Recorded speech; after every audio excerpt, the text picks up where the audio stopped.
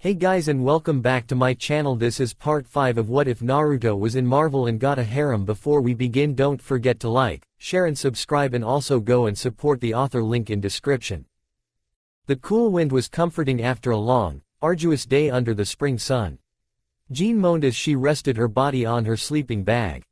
Her legs were sore, her feet were killing her, and her shoulders felt numb after an entire day of carrying her backpack through the wooded trail. And yet she knew that such a sense of fulfillment could never have come from spending an entire day at the beach.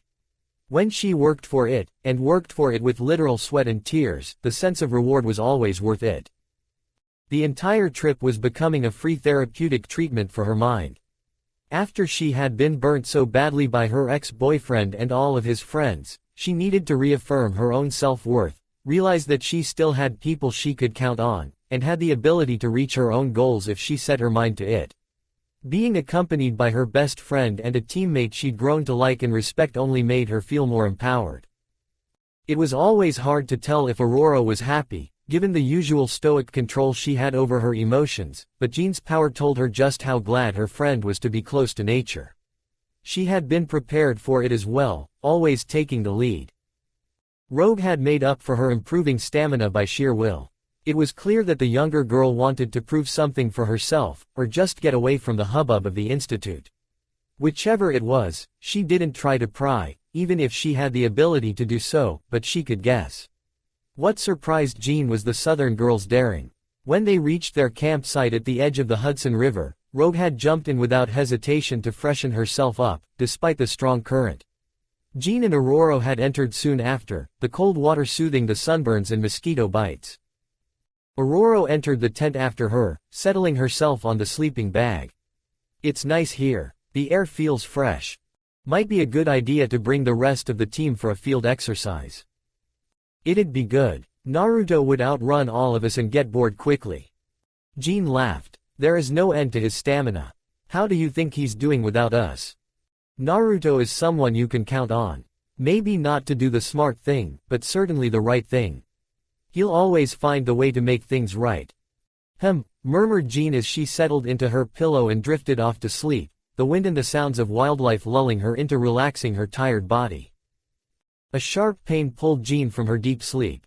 Her mind flashed with the memories seen through other eyes.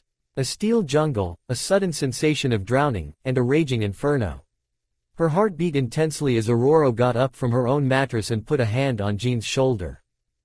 "Are you all right?" Jean breathed in heavily as the migraine began to ease, yet the images burned in her mind still. "We have to go back to the Institute, now." The night was blessedly quiet in the forest. There were no honking cars, no shouting of students, no waking screams of nightmares, and most of all, no judging eyes. There was only the crackling of the fire, the singing of crickets, and the vastness of a black, star-filled sky. Donnie took a breath of fresh air as she finished combing her hair, putting the bottle of shampoo inside the bag. It was the only comfort from the industrialized world she used. Everything else she had done on her own, from the tent, to the pelts, the food she had hunted with the handcrafted arrows. She was Cheyenne. She could hunt on her own, survive on her own, live on her own, perhaps even kill a bear on her own. At times, Donnie felt bad for leaving. She didn't hate the other students of the Institute, in fact, she could even call some of them friends. Rani and Shion were easy to get along with, and she could work well with the rest. Everyone did everything to make her feel welcome, and genuinely tried to befriend her. Perhaps that's why she decided to go. She didn't want those eyes to turn hateful. "One day, I may return. When I no longer haunt their dreams." Donnie kicked off her boots and crawled into her tent, settling her body to sleep. The nightmares would be just for her this time. Just as she closed her eyes, she felt the ground shake violently. Standing up in alarm, Donnie quickly reached for her bow and stepped into the now completely silent forest. Even the crickets' song had died. Quickly dressing up again, Donnie grabbed all of her arrows, put out the fire, and ran towards the Institute. She wasn't sure if whatever it was that shook the ground originated from there, but she had to make sure. She emerged from the trees to see the Institute in darkness. On the outside it may seem like everything was normal, and that was the intention. She remembered the drills that Naruto guided them through, despite their protests, if there was ever anything wrong. They were the new mutants, not meant for frontline combat. They had only one instruction: if there was danger, evacuate. As she heard a loud thud break the silence, Donnie took cover behind a rock, her head peeking out silently to try and see. Illuminated only with the moonlight, it was hard to make out whatever made the disturbance, but her ears told her it must be large.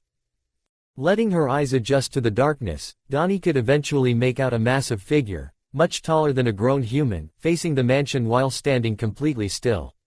It stayed like that for several minutes and finally moved again, trudging its massive frame around the institute grounds. "Donnie," came a whisper. She whipped her head behind her to see Rani's red hair, and soon saw all of the students sneaking behind her. One by one she recognized them: Shion, Bobby, Roberto, Sam, Jubilee, Amara, and Wanda.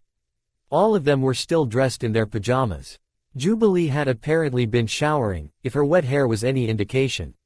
Wanda and Amara didn't even have time to put on any shoes. "What happened?" she asked, keeping her voice down.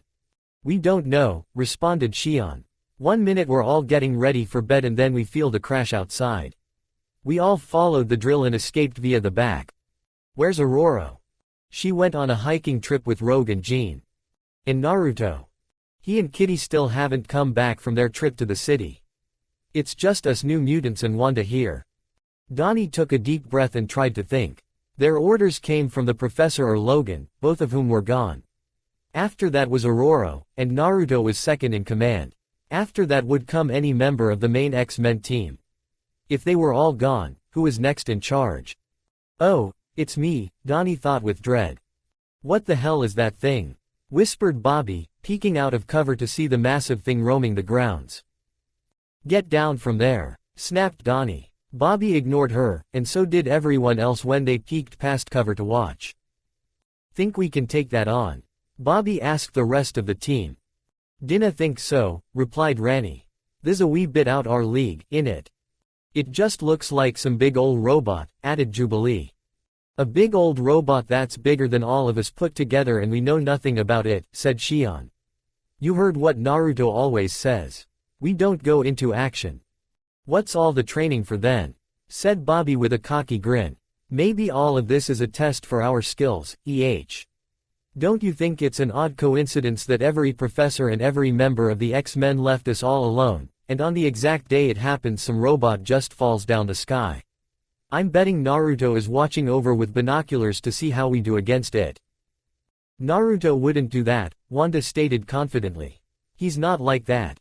Donnie took a deep breath. Time to be the leader. Raising her voice, she started to speak. "We don't know what's going on, but we're not going to rush in like idiots.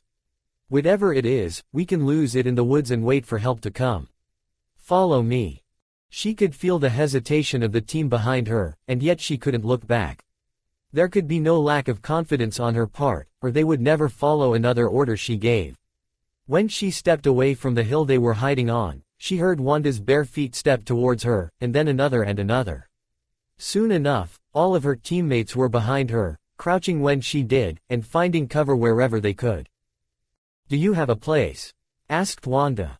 "I made a small camp, but it may not be big for all of us. There's food, though, and I guess we can fit 3 people in the tent if we all squeeze together. The others will have to rest by the fire." Illuminated only by the moonlight, Donnie could identify the edge of the forest only by the complete darkness created by the trees.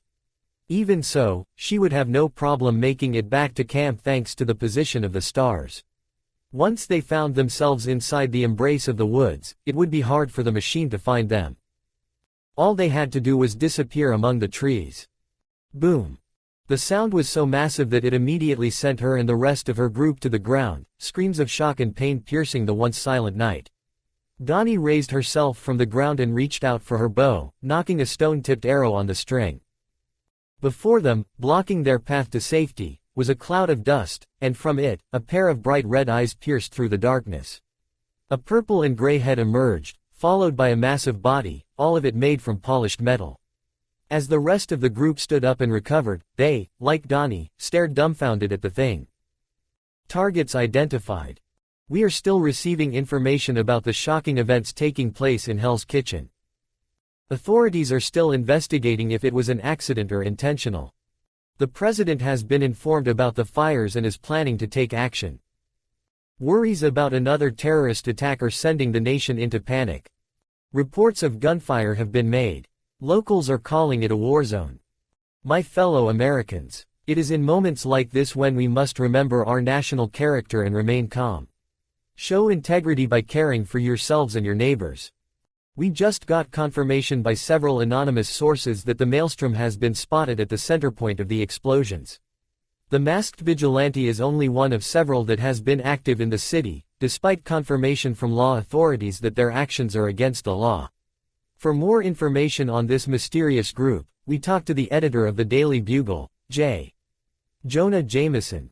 Natasha kept her eyes on the many screens at the meeting room at SHIELD headquarters showing different angles of what the newscasters were describing as hell on Earth. Personally, she had seen worse, but that didn't make this a trivial matter, especially when one of the people who was of utmost interest to them was front and center in the news. Just when I left Stark, too, Natasha thought. That brat, grumbled Logan through gritted teeth. He stood up from his place at the table. I'm going to bail him out. What good will that do? Asked Fury, pointing at the footage. The police will get there before us. There's cameras all over the place, added Natasha. If you want to keep the existence of your kind a secret, you cannot go in adamantium claws blazing. She gave him a calm look. Besides, he's a capable kid. I've been following him long enough to know that. He's demonstrated time and again that the average Magia Mook or Cartel Sicario is no match for him. Do you really think the Magia is capable of something like this? No, something smells fishy here, Nick. Fury shook his head. Perhaps, yet we cannot abandon our current mission, Logan. If Hydra is truly back, we need to make them our priority, and all our hints lead to this place. We need to strike now before it's too late. The abilities of these gangsters are insignificant compared to whatever our true enemy is capable of. We bring an exclusive report from one of our investigative journalists.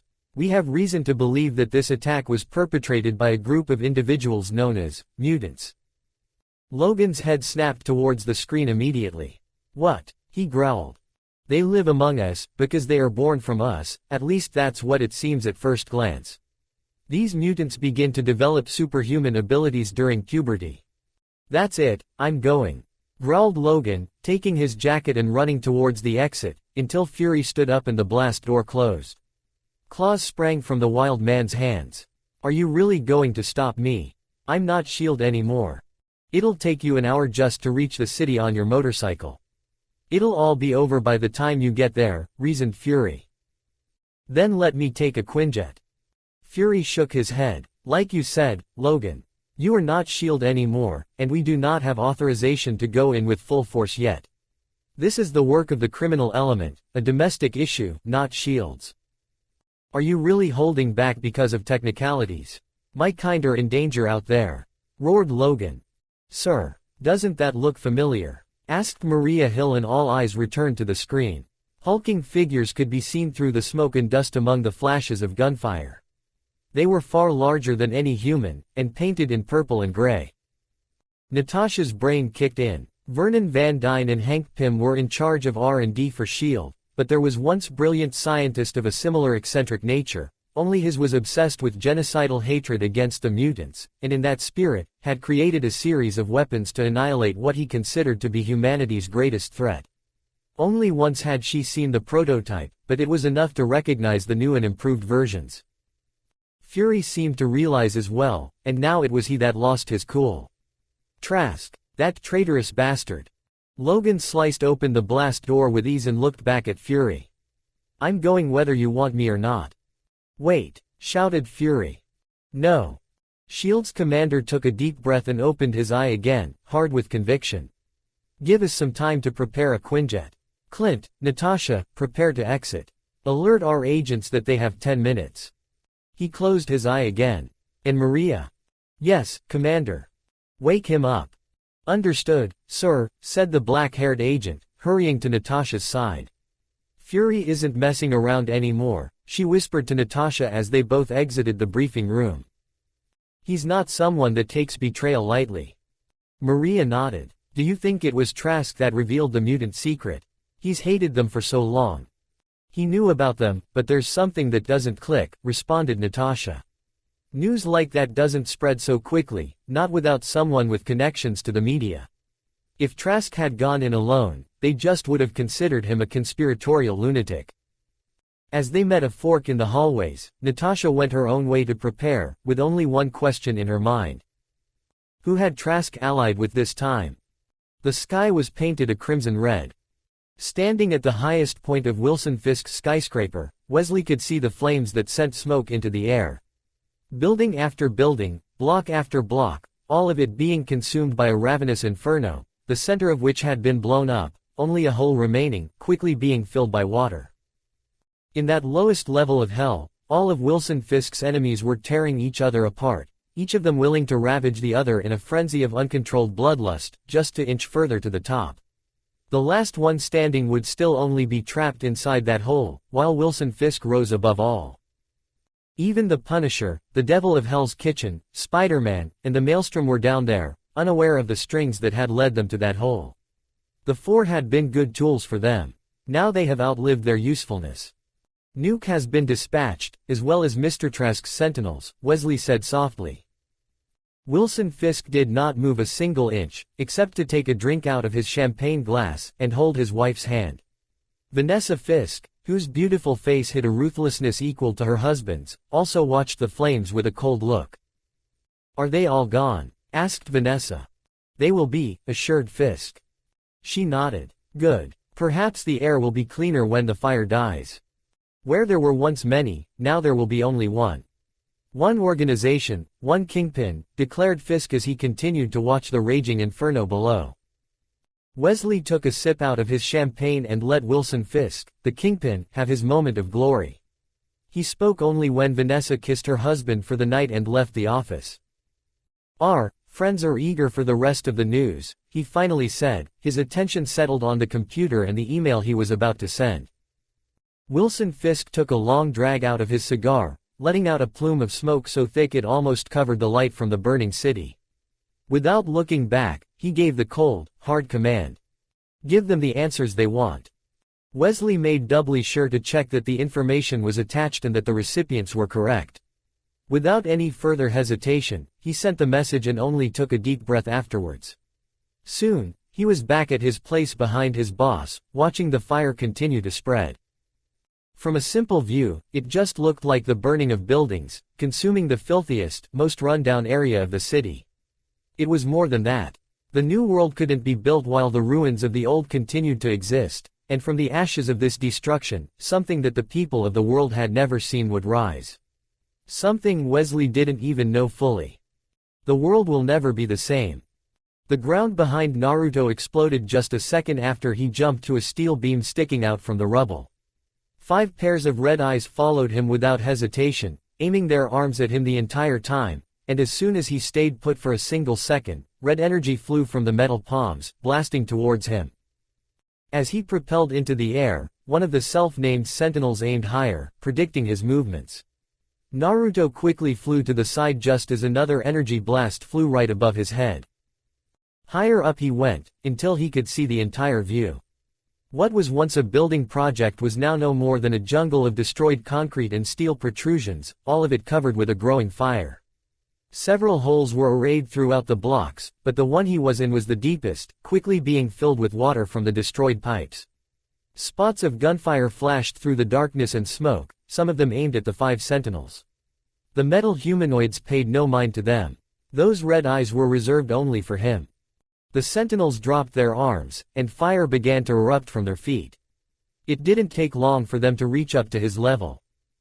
They can fly, too, grumbled Naruto. Their palms aimed at him again, but this time there were no energy blasts. Instead, Naruto felt a sharp screech come in waves at him. He screamed and held his head, his whole body seizing up and falling back to the massive hole.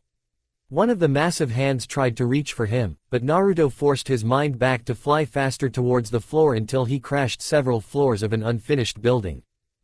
With gritted teeth, Naruto opened his eyes to see 3 flashlights aimed directly at his face.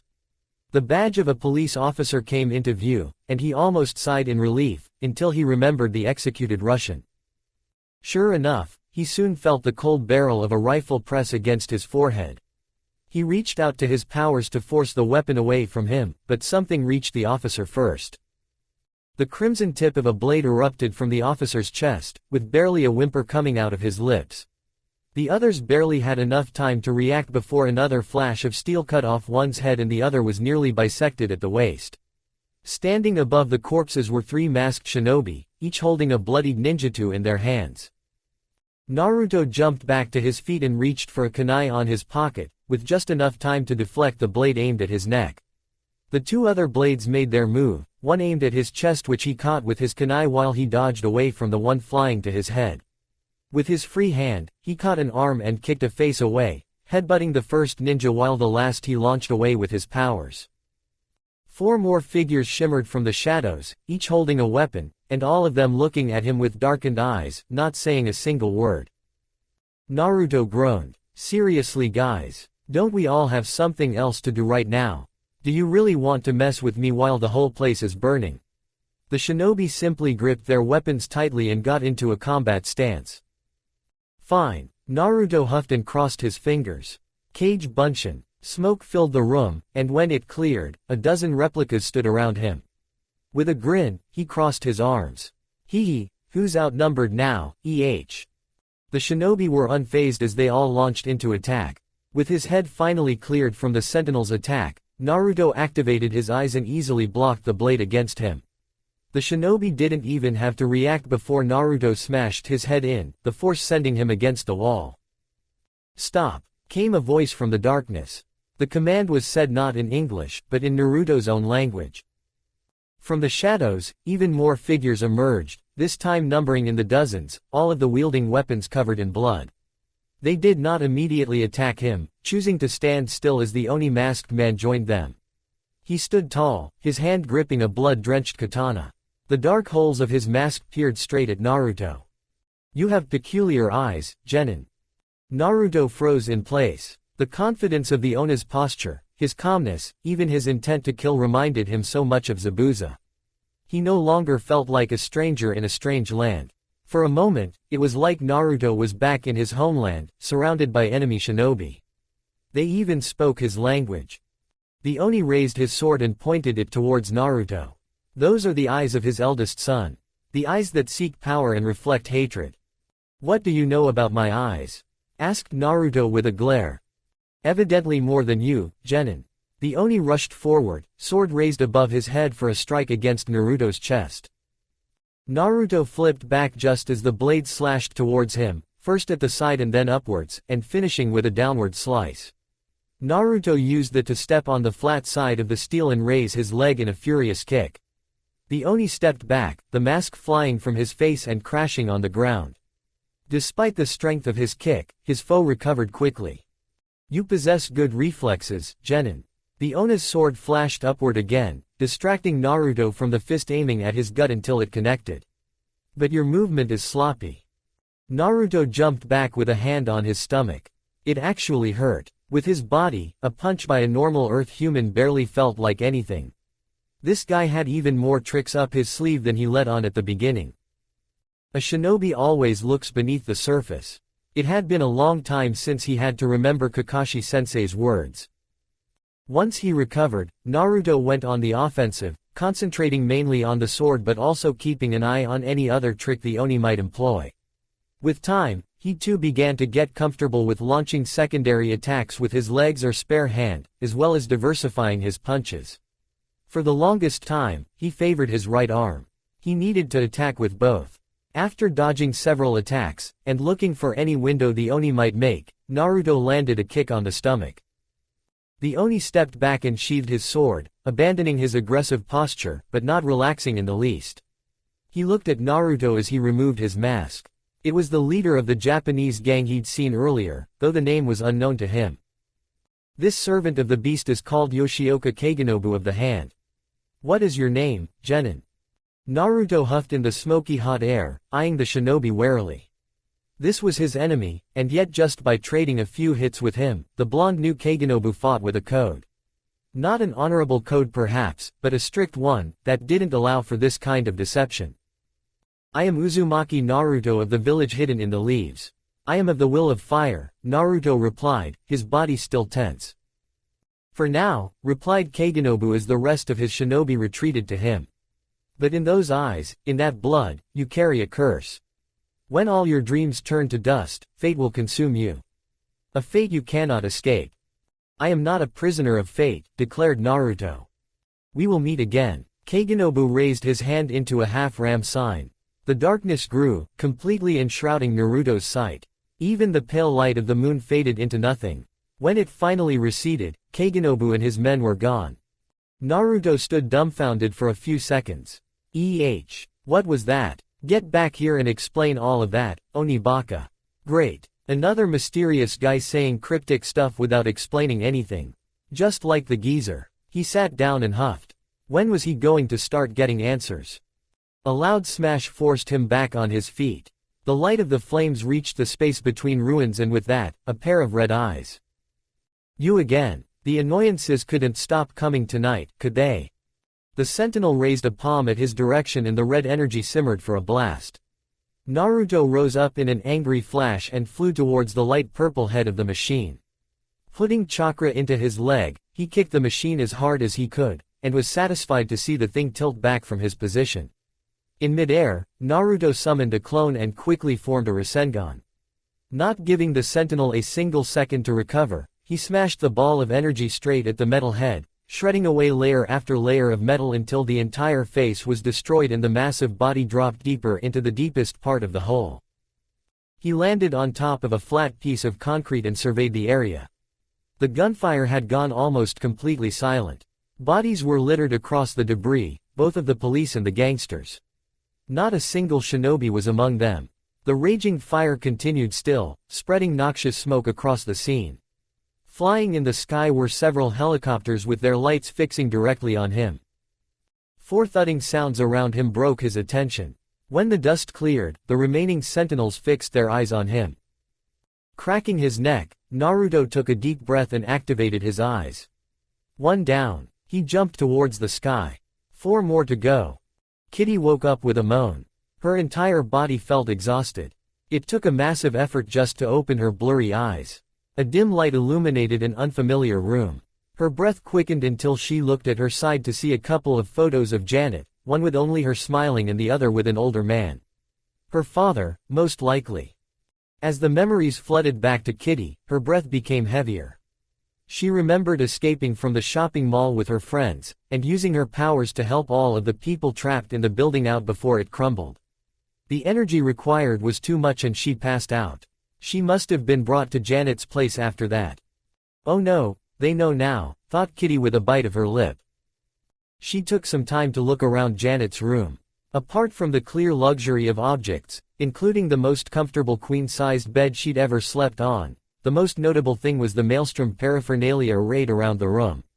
But there were also posters for fashion, and drawings for designs that could only have been done by Janet. Some of them were outlandish and outright bizarre, but brimming with creativity. Along with that were posters of the Maelstrom, and illustrations that must have been done by Janet herself. Some of them were in Naruto's recognizable outfit, but Janet had been rather creative with imagined designs for alternate costumes, including concepts for a logo. Janet had often talked about her love for drawing, yet Kitty didn't know she was this good. Kitty stood up, despite her fatigued body, and slowly walked towards the door, accidentally dropping a couple of Maelstrom plushies on the floor. She opened it to a long hallway, the walls covered in artwork, along with side tables with expensive-looking vases. At the sides were long windows which showed the darkness of the night, except off in the distance, where a red hue dominated the sky. The city, Kitty realized with dread. Just what the hell was going on? As Kitty maneuvered through the surroundings, she realized she was at the very top of what could only be a very expensive high-rise apartment. Just a one-bedroom place in the city could cost an arm and a leg, and this was almost a large house in the suburbs. It even had an outdoors area with a little garden. She knew Janet's family was loaded, just not this much. Noises came from down the hall. Peering through a doorway, she managed to see all her friends, all of them in complete silence. Their eyes were glued to the giant screen showing news footage of what looked like a battlefield. Mary Jane was curled up on a sofa while Felicia sat on a beanie bag. Janet, who was the closest to the TV, sat cross-legged on the floor, holding onto a large Maelstrom plushie for dear life. The news picked up when a metal humanoid was sent back by a smaller figure, who began to form a blue sphere on his hand. Naruto's Rasengan. The thing, whatever it was, soon had its entire face shredded by the spiraling blue sphere of chakra. It was by far the most destructive technique Naruto had in his arsenal, and he didn't use it lightly. The blue ball was strong enough to kill a man. Its devastating force sent the large metal robot falling down the massive hole in the ground. "Yes," cheered Janet, her fist pumping in the air. "You can do it, Maelstrom." She hugged her plushie again as 4 more figures came crashing around Naruto, her eyes still hopeful. "What are those things?" asked Mary Jane. "Dunno. Doesn't matter, though. Nothing can beat the Maelstrom," replied Janet with a wide grin. "Did you see that blue energy ball? I didn't even know he had that. He's always got something else up his sleeve." Felicia hummed in a low voice. "You know, most heroes only have one thing they're able to do. It's kinda weird how many skills Maelstrom has. I mean, he has super strength, can run on walls." "Spider-Man can do that too," said Janet. "Maelstrom can multiply himself, has special eyes, seems to have a very durable body, can move at high speeds, has that blue ball of his, I think that's all." "He can fly," said Kitty in a quiet voice. All heads snapped at her direction immediately. Only the newscaster could be heard for a full minute, until Janet rose from her place on the floor and launched herself at Kitty in a full embrace. "Kitty cat." Janet leapt from her place on the flood and engulfed Kitty in a tight hug, rocking their bodies back and forth for a full minute until she let go, only for Felicia to embrace her as well, less tightly but just as heartfelt as Janet. Kitty closed her eyes and allowed herself to believe that all would be well. It all came crashing down with a question. "You're one of them, aren't you?" asked Mary Jane, green eyes staring into her own. "One of the mutants." A pin drop could be heard in the silence. Kitty swallowed the dryness in her throat. How do you know about mutants?" Mary Jane pointed at the TV. "While we wait for further news on the Hell's Kitchen incident, we continue with fresh information from our earlier report on the mutant phenomenon." Kitty froze on the spot. They knew. They all knew. Mutants had been revealed to the world and not on their terms like Professor Xavier wanted to. How did this happen?" She turned back to Mary Jane with trembling lips. Yes, I am one of them. Sorry I didn't tell you. It was meant to be a secret. It wasn't something I chose. Half a year ago, I found out I could walk through walls and... The next thing Kitty felt was Mary Jane arms enveloping her in a tender hug. When Kitty got out of the shock, she raised her hands to return the embrace. "Thank you for saving us," said the redhead. "We would have been buried in that mall if it hadn't been for your powers," said Felicia. She too gave Kitty a hug after Mary Jane. Janet waited to hug her again. It was weird, but really totally awesome. Just like the Maelstrom. Kitty lost herself for a few minutes in the relief of still having her friends, only broken by the news picking up again. Our sources now claim that most mutants develop their powers during puberty. These can range from being able to control ice or pass through walls, or even control our minds. How have we not heard about this before? Well, now we have an answer. Many mutants are reached out by a place called the Xavier School for Gifted Youngsters. From what our investigation tells us, it seems that the gift is actually mutation. That begs the question, what is actually being taught at this school? Oh no, everything was falling apart. They even knew her powers. "That's your school, isn't it?" asked Mary Jane, and she could only give a slow nod. "We're just there to help control our powers. We do have a team that goes and recruits others. But it's just to help us keep ourselves safe and not be a danger to others. None of us are bad people." "So all of you have powers?" asked Janet. "We do. I can phase through all physical objects, everyone else has another thing they can do. We pick code names too, to further protect our identity. I am called Shadowcat." "That's a nice name," commented Felicia with a grin. "Does that mean that Naruto has powers too?" asked Mary Jane. "Well, I'm going to have to cut you off, Jenny. We have exclusive breaking news here that our viewers are not going to believe.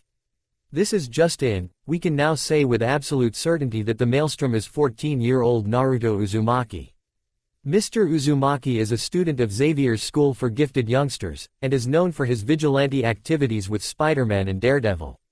Once again, all of it leads back to mutants, which our sources are saying are behind the current attacks on Hell's Kitchen. Plastered all over the screen was a picture of Naruto, smiling at the entire world. The whole room went silent as they stared at the TV, each of them with a look of shock fixed on their faces, except for Kitty, who could only feel dread crawling all over her spine. When her friends finally turned to look at her, she could only swallow air. Good God.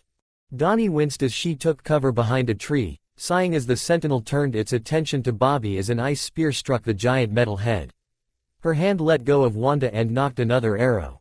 She knew the stone heads didn't even scratch the paint off the Sentinel. It was just to divert attention from the other students. Beside her was Rani, panting in her half-human form, and Shion, who also took a moment for a breather. Attacking the Sentinel were Bobby, Roberto, Amara, Sam, and Jubilee. Each of them took turns when the attention was drawn at the other. As the Sentinel blasted at Bobby mercilessly, Jubilee threw fireworks, and when the red eyes turned towards her, Amara sent a wave of red-hot magma. Sam would smash his body into the Sentinel to keep the thing from getting too close to any of his friends. On their own, none of the attacks seemed to do anything but mildly annoy the hulking mass of metal. In fact, he seemed to be adapting to their actions, reading them more carefully, and even reacting before any attack landed. When Sam tried to launch himself at one of the Sentinel's arms as the palm was aimed at Jubilee, the hand turned around and batted the blonde boy to the ground. "Sam!" shouted Donnie as she emerged from her cover and let loose her arrow, striking the red eye dead center, and yet having no effect. She sent a second and a third until the Sentinel's gaze turned toward her. Her hands reached for another arrow only to find an empty quiver. Twin red orbs faced directly at her. As the Sentinel's palms brimmed with bright crimson energy, Donnie could only stare ahead, and do nothing. There was no strength left, not a single thing she could do. Nothing she had ever done to improve herself mattered. Every success, every day she had survived with revenge in her mind, all of it was completely useless. She was just a frightened little girl running away from a monstrous bear. "Donnie!" screamed Shion's voice inside her head. "Move away." The blast was fully charged and ready to fire. Donnie closed her eyes and waited for the inevitable. Her entire body was tugged roughly just as the place she was standing exploded. She opened her eyes to see herself being dragged by Rani's teeth. Slapping herself back to reality, Donnie stood up and ran towards cover again. "I dinna think we can win this," breathed Rani, reverting fully back to human. Donnie almost nodded until she shook her head again. No, she couldn't allow herself to think this way. She was the leader now. If she gave up, everyone would die. No matter what, Donnie couldn't help that to happen. She was Cheyenne, a warrior. Hunt the bear, or be hunted. Fight or die. When the right time comes, we can find out what we're capable of. Naruto's words remained in her heart as she stood up and reached into her mind. Shion. She reached out with her mind. "I need you to help me connect with the rest of the team." Understood. With Shion amplifying her own powers, Donnie felt herself slowly connecting with everyone. Their souls were filled with fear, whatever fight they were putting up quickly being snuffed out with every failure. This was not good. Fear was the little knife that twisted inside the heart, killing a man before any arrow could. No weapon was more silent or more deadly. "Everyone," she shouted resolutely, her heart too being stabbed with dread, but her voice banishing away all doubt. "Listen to me. Donnie," came Amara's tired voice. "We can't beat it." Donnie ignored her. She couldn't allow any more demoralization, even if she had to be cold about it. "Give me your status. Bobby, you go first." "I have no injuries, but I'm a little tired. My powers can't penetrate that armor on their own. I can freeze the body for a few seconds until he bursts out." Donnie nodded and called out Sam next. "My head's a pummelin', otherwise I'm alright. I can make him stumble a bit if I hit him hard, nah. I'm just dandy. That metal bastard is tough. My powers can make a dent, though I think that if I flash him directly on his peepers, he'll go blind for a few seconds," added Jubilee. Roberto. Amara. "This isn't the best time of day for me, Donnie. Don't have much stored energy left unless the sun comes up soon. Still got enough for a few punches, or a single big one," said Roberto. Amara sighed. "I'm exhausted. Been trying to melt that armor several times now. This thing has some regenerative abilities. If my lava had time to solidify, it could hold him down." "What about you, Rani?" Metal is too tough for me claws and teeth, Donnie. I can't do anything hurt him. I'm a wee bit faster than him, though. Set him on me and I'll have munter running fair hours." Donnie took a breath while considering the information. This Sentinel thing was hard to penetrate, had some regenerative abilities, and could detect them with little trouble. He apparently learnt from their powers enough to adapt to new strategies. It was almost like this thing was designed to hunt mutants. "Alright, we're going to need to do something else to beat it." "Beat it? Our powers do nothing against that thing," retorted Amara. "On our own. No, we cannot win. That's why we have to work as we have been trained. As a group." Donnie could feel the doubt in everyone still, the fear was still there. "Listen, I know I haven't been the best teammate, or the best friend. I ran away from you, abandoned you. By our team leader's definition, I am less than trash. One day, I hope to make it up to all of you. That day can only come if we stand and fight this time, to survive. I beg of you, please put your trust in me, and I will not abandon you again." Donnie heard the blasts and steps of the Sentinel, and her teammates doing their best to evade or distract the giant metal humanoid, but inside her head was quiet. Doubt creeped its way back in. Perhaps Naruto had been wrong, she was not deserving to be a leader after all. "What's that Naruto always says? We are a team," started Bobby, the bravery coming back, and missing its usual cockiness. "We work like a team," continued Jubilee, the unpredictable trickster with a grin on her face. "We fight like a team," followed Sam, their mighty hammer and the most loyal of friends. "We win like a team," finished everyone, their voices vanishing away the fear, even if it was foolish. Courage was more important than brains now. "Thank you." Donnie closed her eyes and tried to find some weakness. It seemed like everything was concentrated at the head, or at least the neural system. But they would need something hard to pierce it. "Listen everyone, we're going to need to work together. It's only one against many of us. Remember that exercise Naruto always makes us do." "Tora the cat," Bobby groaned. "Really? That's the most boring simulation ever."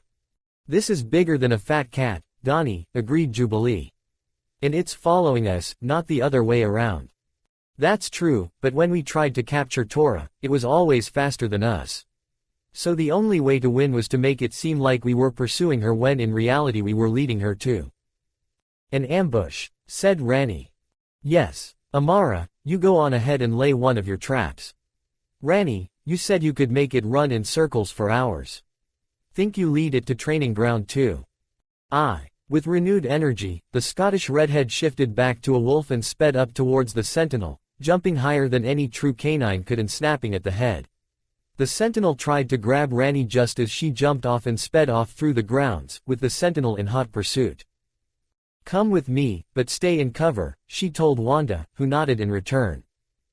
Donnie grabbed her bow and sped off with the rest of her teammates. Even without any arrows, her grandfather's bow filled her with strength.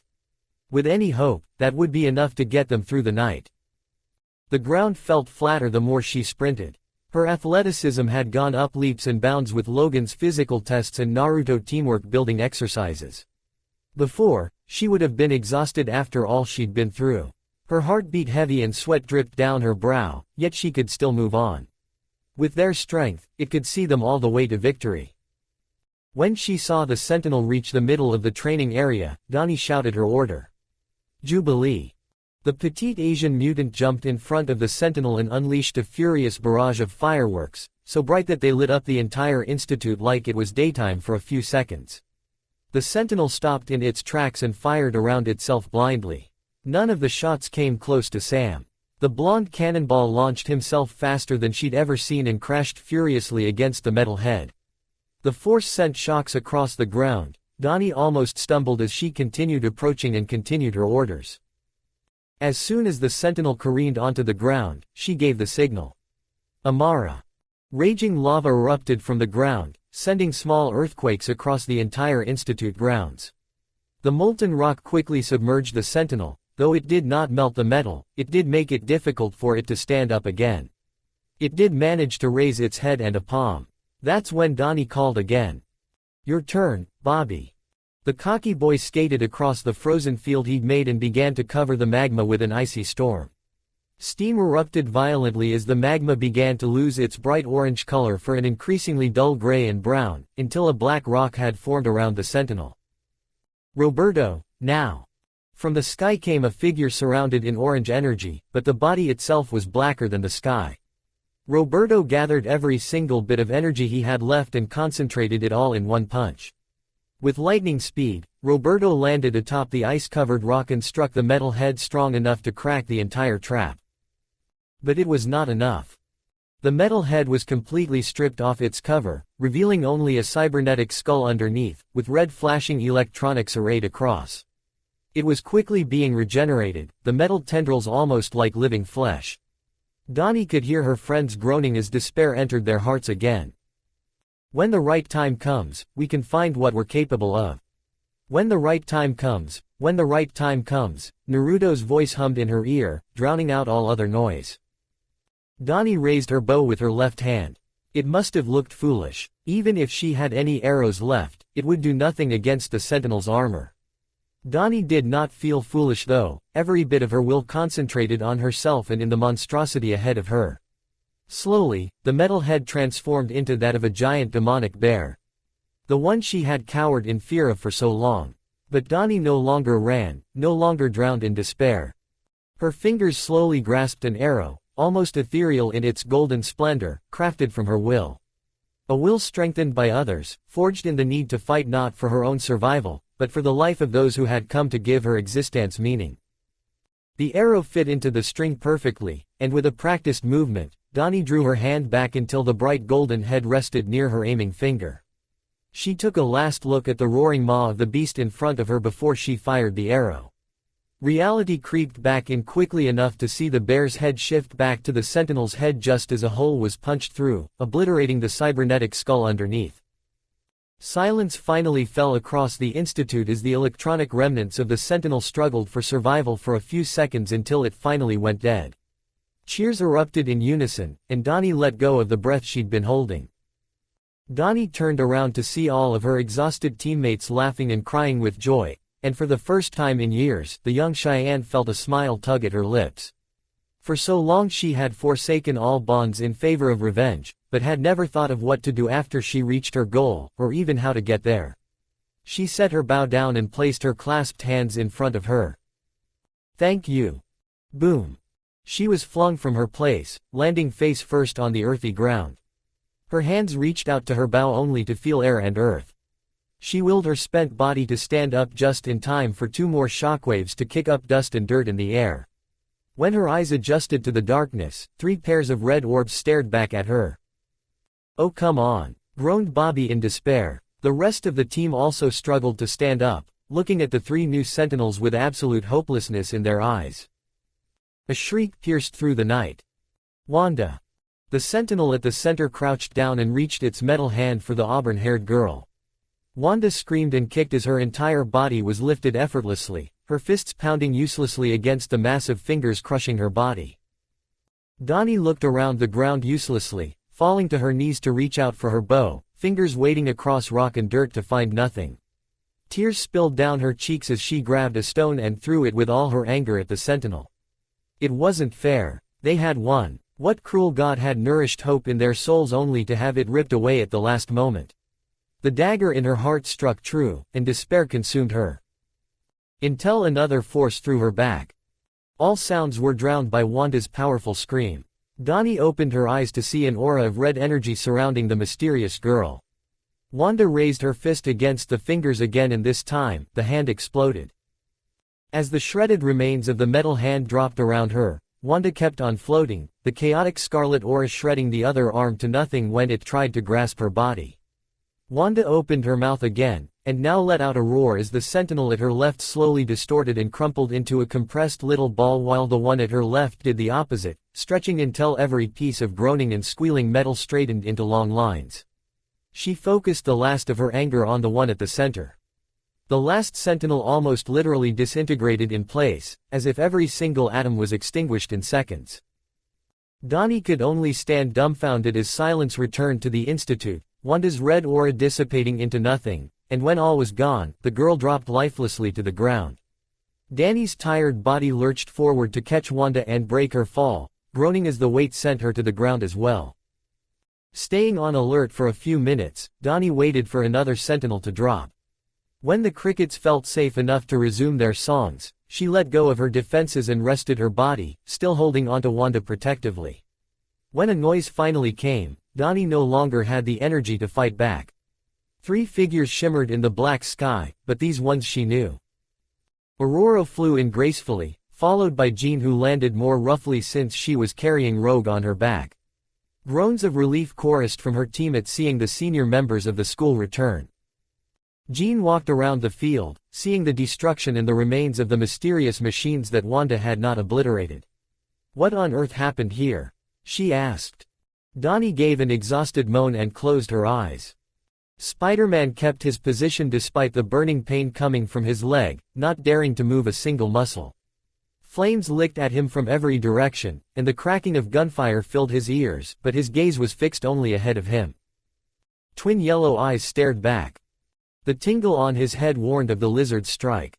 Gritting his teeth through the pain, Spider-Man leapt high into the air. There was not much he could shoot at except for some of the parts of destroyed buildings that had retained some structural integrity. His web catching the remains of a raft, he swung his body back around to the leaping lizard and kicked him with both legs. It was like hitting rock, barely able to budge the lizard even with his enhanced strength. Spider-Man let go of the web and reached for another partially destroyed platform. His hand went to his side to feel the syringe of the anti-formula. There was no way the little needle was going to pierce the skin. The only place delicate enough to deliver it was the mouth with the extremely sharp fangs attached to it. A date with Gwen. You could have gone on a date with Gwen. Spider-Man jumped again just as the lizard launched straight at him and pulverized the slab of concrete he was standing on, the sharp claws even slicing the steel bar in half. "Lizard, buddy, ever thought about getting a trim? The pet shop offers discounts for new and exotic species." He dodged a swipe of the tail. "Whoa, not a big fan, I take it. Well, how about a dentist? I know pizza and hot dogs ain't the pinnacle of a healthy diet, but it sure beats eating from the sewers. That breath leaves a lot to be desired. Even Missy's lizard will appreciate a nice floss." He pulled his feet up at the last second just as the massive maw snapped shut with a force that could easily break even a rhino's bone. There was no way he was feeding the formula into that without losing an arm, and he couldn't continue evading him for long either. If he didn't act now, the transformation might very well be permanent. Weakness? What kind of weakness can he have? He was not as well versed in biology as he was in chemistry, but he knew enough to know lizards were cold-blooded creatures that didn't do too well in low temperatures. Perhaps if he managed to freeze him somehow. He looked around him to see fire and smoke. So much for that idea. As he dodged another swipe from the claws, Spider-Man shot a web at the lizard and swung around it until the powerful green arms were pinned at the side. As soon as he finished binding him with the newest and strongest of his webbings, the lizard quickly broke free of the restraints, using his nails to easily cut the rest of the strands. "It's going to take more than that, Spider-Man," snarled the creature, narrowing his yellow eyes. "Once I'm done with you, I will take my formula to gift this entire city. These puny bodies will be left behind to embrace our future." "I'm not so sure, Gator Boy. I mean, these ape bodies ain't perfect, but at least they're easier on the eyes. Can you imagine if Scarlett Johansson turned out all green and scaly? It'd be a crying shame." "Enough talk." The lizard dove at his area with a swipe of his claws. Spider-Man jumped again, but his leg was caught by the long tail and slammed back to the ground. He opened his mouth in pain, not even having the time to scream before a scaly hand nearly tore into him. He raised his lower body just in time to evade and launched himself in the air, doing a backflip and bringing his entire leg onto the top of Lizard's head. The force sent the hulking figure to the ground, but if any damage was done it was negligible. The green-scaled reptile recovered quickly and snarled at him. Swinging back to high ground, Spider-Man crouched back into a resting position and winced at increased pain on his leg, but also throughout his entire body. Another blow like that and he was done for. Weakening the lizard would be hard, and a battle of attrition would be foolish. He needed to think, or he was as good as dead. I just need to feed him the formula, but how am I supposed to hold him down? It'll take an entire building just to keep him still. An entire building. Spider-Man grinned and swung back down to the lizard's level and grinned behind his mask. He dodged another lunging attack and dropped to one of the holes caused by the explosions, standing on a small platform held together by rebar and concrete. Hey, lizard, now that I think of it, there is a use for your invention. If you reproduce via giant eggs, we could successfully end world hunger. Lizard snarled furiously as he dove straight at Spider-Man's position, crashing against the rubble and sending a giant cloud of dust into the air. Spider-Man emerged swinging away and settling onto a bent steel beam lower into the hole, leaving the Woo. As much as that form helps your muscles, it doesn't seem to have done much for your brain, Gator Boy. Your two remaining brain cells are fighting for third place. Shut your mouth, screamed Lizard, lunging once again, this time the force almost tumbling the entire structure above them. Spider-Man dodged at the last second once again and settled near the very bottom of the hole, sending multiple webs across several large pieces of steel and concrete.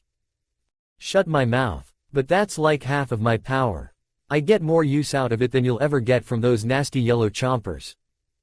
The massive reptile growled in fury, looking at him with venomous eyes. Spider-Man didn't even need to feel the tingle in his head to know the lunge was coming. This time he aimed his web at the top of the debris, jumping almost 20 feet as Lizard crashed at the very bottom.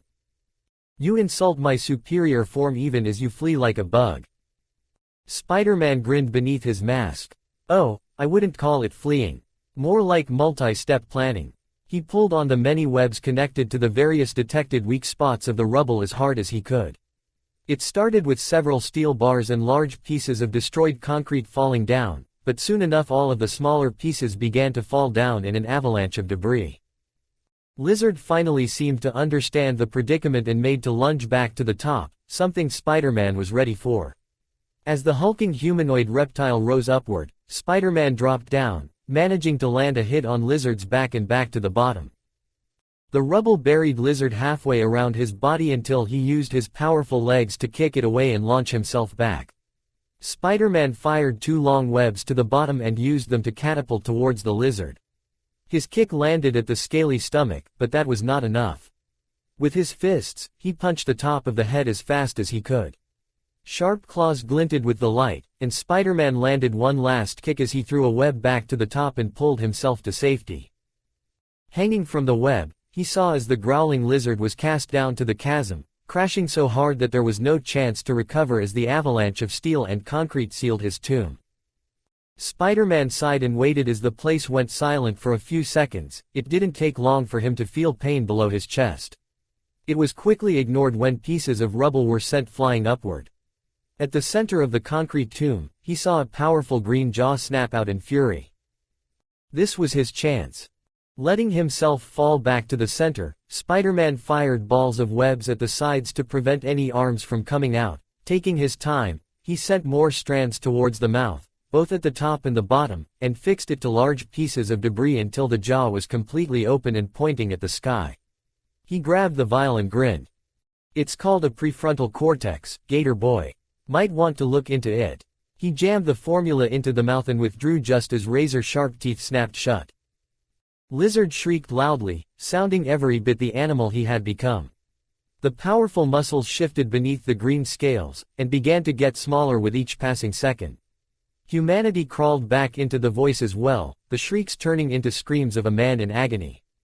As the skin shifted, the left arm began to shrink even faster than the rest of the body, until only a stump ending at the shoulder remained. The lizard was gone, and only Curtis Connors remained. Spider-Man released the breath he'd been holding back. When air came back to his lungs, it felt cleaner, the fire around him started to dissipate into nothing, and the black sky was visible again. Yet with each breath he felt pain. On his legs, on his arms, but the true agony came around his stomach. He placed a hand and felt a hot liquid. When he looked at his hand, it was red with blood. Oh! He stood up, walking aimlessly around the ruins, hoping to find somebody, or something to help stop the flow. He saw a slope near the edge, and a giant flash of blue. His body gave in, and darkness took him. He opened his eyes to a glimpse of hell, and one of its demons staring back. Daredevil dodged just as another furious barrage of gunfire was spat from the rifle, accompanied by the tearing of flesh and the dying gasps of half a dozen languages. Any resistance was futile against the man who called himself Nuke. There was no reasoning with him, no words that could stop his murderous rampage. Cop or gangster, there was no end to voices that were swiftly and ruthlessly silenced. "Our boys," Nuke continued saying the words like prayer, before and after he finished another bout of violence. Daredevil perched over a steel beam. He didn't need his heightened hearing to notice every single heavy step Nuke took. The furious heartbeat was just another indicator. This was not normal, even for superpowered beings like Spider-Man and Maelstrom. "He's taken some sort of adrenaline pill," he whispered to the man next to him, the ally he'd been forced to make. "Nuke," said Punisher with a gravelly voice. So the old tale was true. Old tale. In Afghanistan there is a valley called Shahai Kot. Only a few small villages dare to call it home. Rough place, and even rougher people. In the early stages of the American intervention, local Pashtun tribes were secretly offering sanctuary to the enemy and helping them coordinate attacks. There is no way to drive a tank through that terrain, and air support would be next to worthless when every stony hill is a fortress.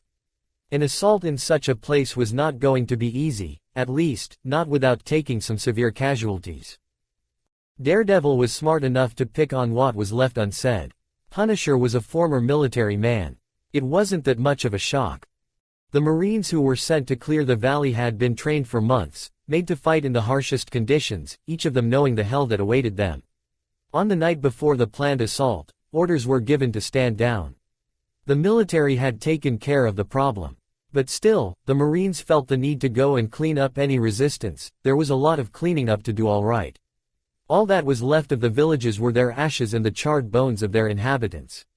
Men, women, children. There was no evidence of a large operation, not even a small team. All of the remains indicated that it was done by one single man and his rifle. Even in hell, there were moments of silence, and Daredevil took the short pause given to ponder their best course of action. This is not a person you want to engage in long range. Short range is not ideal, either, grunted Punisher. But that's where our advantage lies.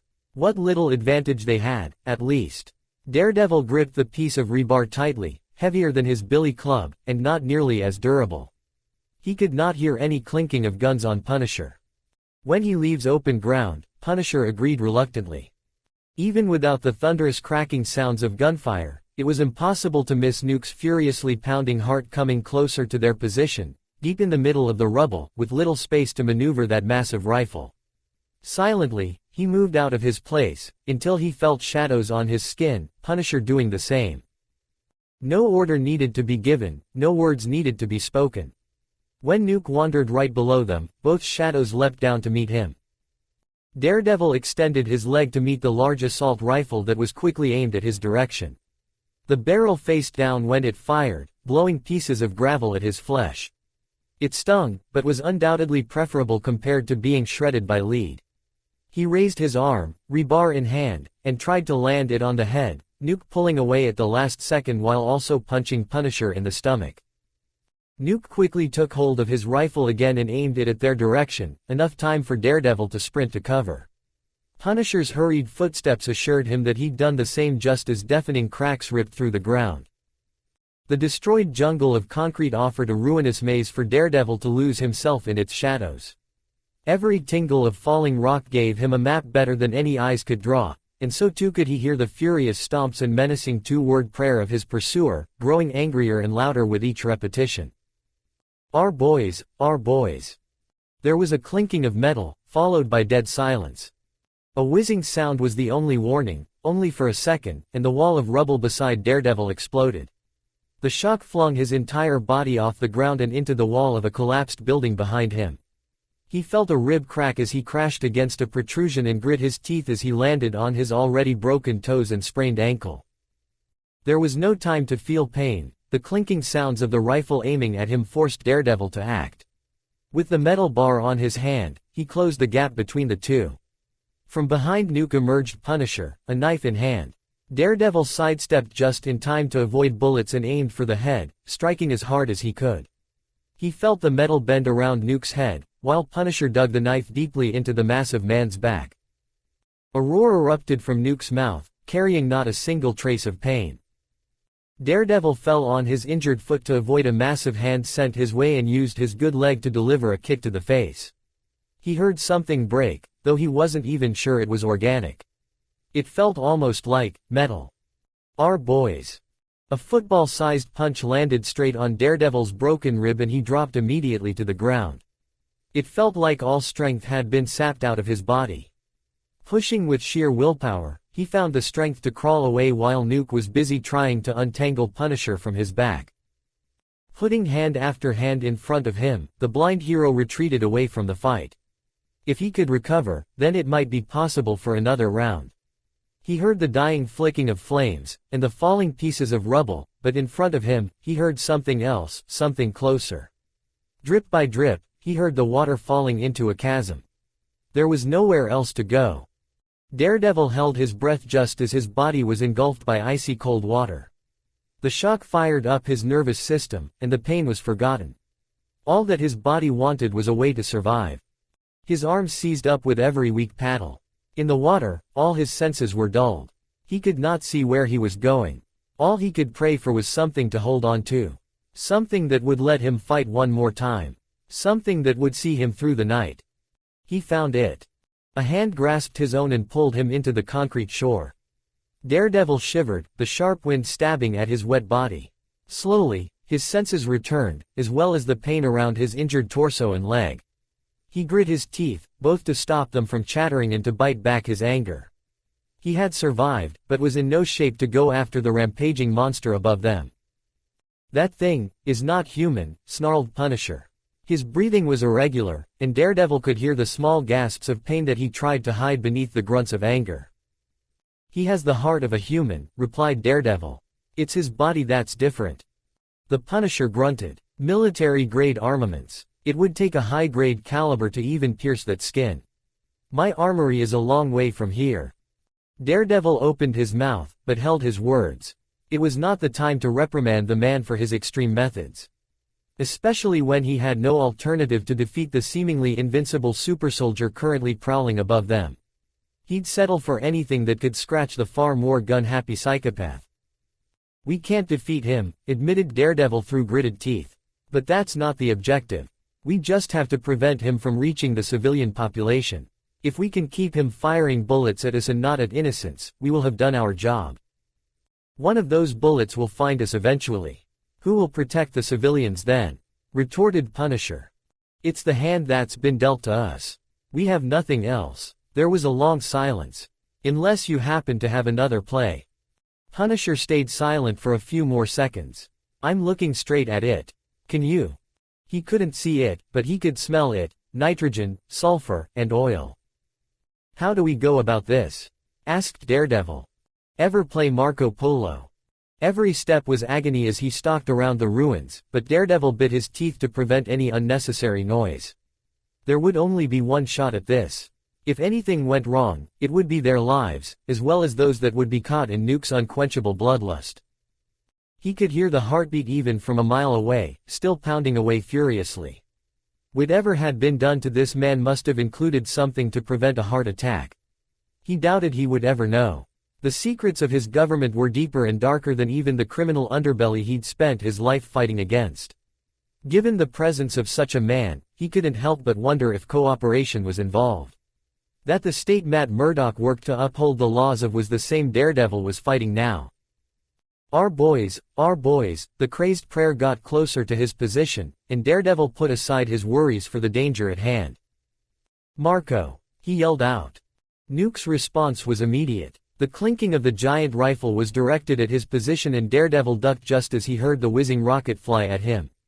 The cover he had selected protected him from the blast, but it didn't stop the ringing in his ears from the explosion.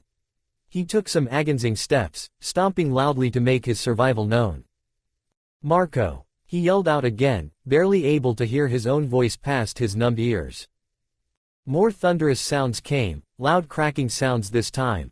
Daredevil sprinted to his next cover, the pieces of gravel biting at his heels as the concrete exploded as the high-caliber bullets hit it. He didn't stay in cover too long. He yelled out again and waited for the increasingly venomous prayer on Nuke's lips to follow him. "Marco!" The bullets continued to fire until the clicking sound of an empty magazine could be heard in the night. The prayer was replaced by growls as the magazine dropped to the ground loudly and Nuke quickly reloaded, slamming the rifle as he chambered a new bullet and didn't waste any time in his hunt. Daredevil felt his feet arrive at a mostly empty clearing and stood his ground. His face turned back to the path he'd just come through, waiting with opened eyes for the demon on his trail to catch up to him. His ears were numb so much that he could barely make out where his pursuer was anymore. Suddenly, the wall of concrete at his side exploded. He had barely enough time to turn around, only for the hulking soldier to barrel into him. Arms stronger than steel circled around his body, and he was lifted into the air for a brief second before being slammed to the ground. He opened his mouth to let out a gasp of air. The force was so strong he couldn't even scream in pain. Beefy hands gripped the front of his suit and slammed his head back in the ground.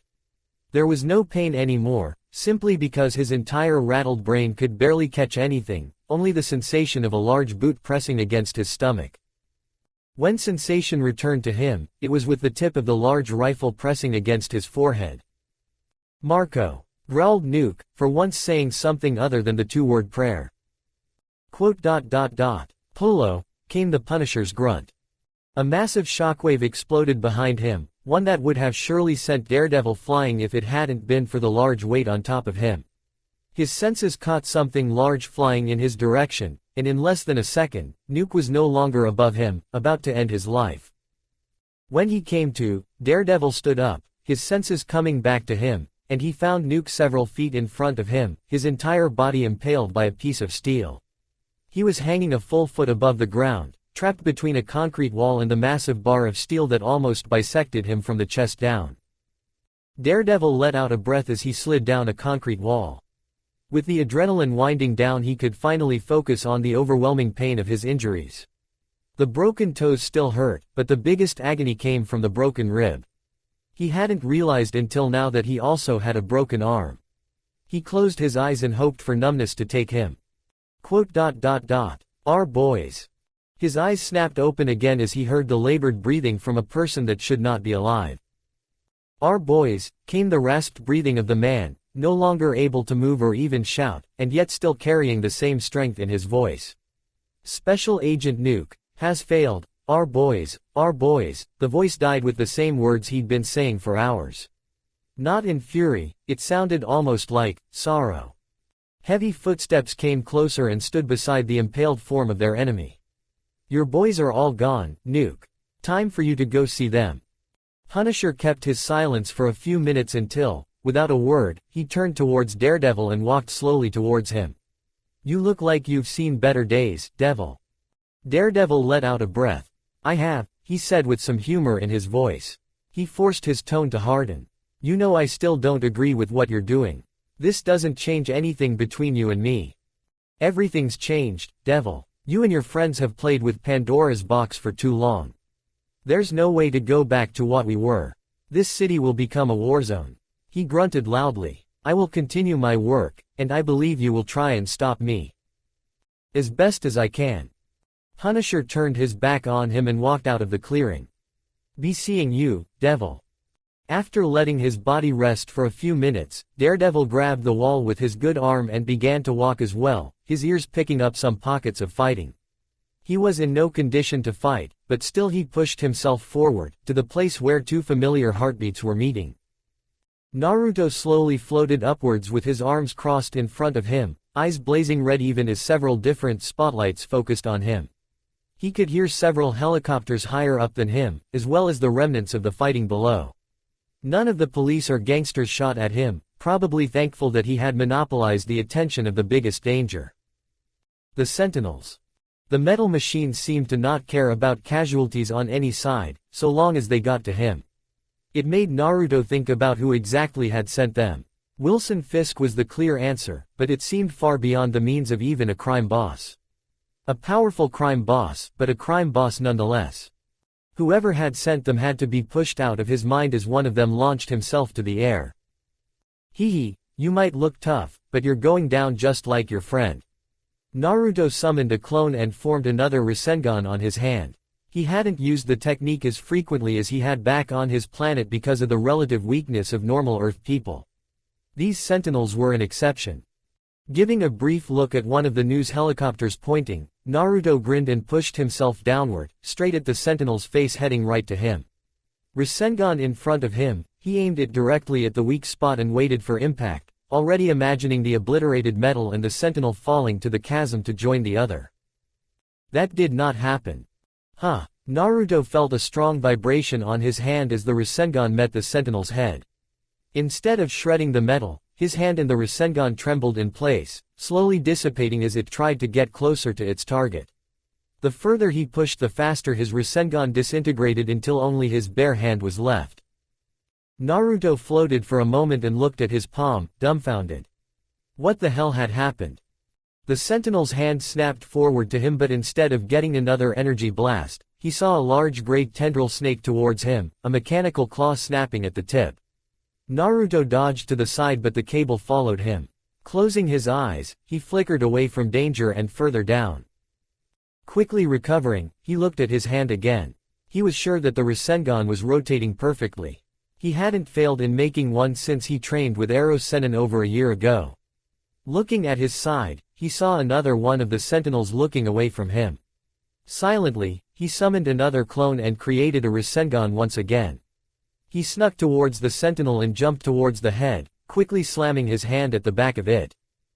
The same vibration shook his hand and dissipated the swirling ball of energy into blue wisps. Naruto grit his teeth in frustration. What happened now? How did it know he was there? It wasn't even looking in his direction. But his eyes caught something above him.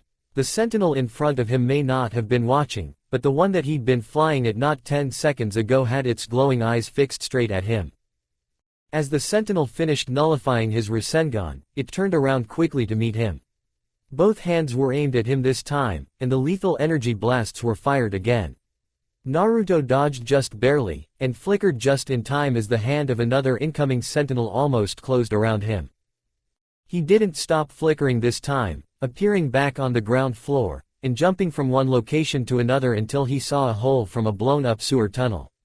He flew directly into the dark cavern and made a couple of turns until he was sure that none of the mechanical monsters had followed him. It would at least delay them a little. With a sigh, Naruto rested his back on the wet wall. These Sentinels were not just some mindless robots. They had adapted to his attack just after he destroyed one of them.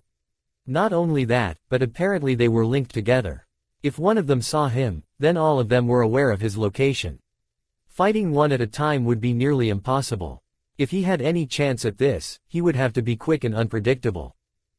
He grinned. Time for these metal bastards to meet Konoha's #1, unpredictable, knuckle-headed ninja. Reaching into his pockets, Naruto unsealed the inks and scrolls and slowly formulated his plan. Naruto emerged from the same hole he'd gone through, the Sentinels looking around the chasm for him. He landed loudly at the center of the water and grinned as one of the spotlights caught him, and the rest immediately settled on his form. He took a deep breath and opened his mouth. Hey, you big metal morons. Where do you think you're looking? I'm right here. 4 pairs of glowing eyes snapped to his direction, each of them stopping their search for a few seconds to analyze him. Standing upright, all of them dropped down the chasm in unison, intent on catching him with the gray cords coming out of their wrists. Naruto never dropped his grin as he made a half-ram sign and muttered a single word. Katsu. 24 bright orange spots were lit up in the darkness, from the bottom of the hole all the way to the top, where half of what was a planned skyscraper was still held by a few metal bars and rebar. Smoke rose from the marks, and when the lights died down, large explosions took their place. Immediately, the mass of ruined concrete and steel began to slide down in an avalanche of debris as the sentinels dropped to the bottom. As the gray cord of the nearest sentinel was reaching for him, Naruto waited until the last second before he flickered away from danger and up towards the sky, floating in place as he looked back down to the chasm slowly filling up. The sentinel that had almost caught him only had a few seconds to look back at his position before he was ruthlessly buried by the collapsing building. The three other sentinels quickly turned their gazes to him and snapped into action, their propellers igniting below their feet and behind their backs to rise quickly to the top and escape their comrades' fates. Naruto raised his hands and guided a massive piece of steel to one of the sentinels and watched as it smacked against the head, dropping it enough for the rubble to catch up to it. Gritting his teeth, he placed both arms in front of him and concentrated on the massive building currently falling into the chasm. Trying to lift it would only make his head explode in a migraine, so instead he felt for the most fragile parts and concentrated on them.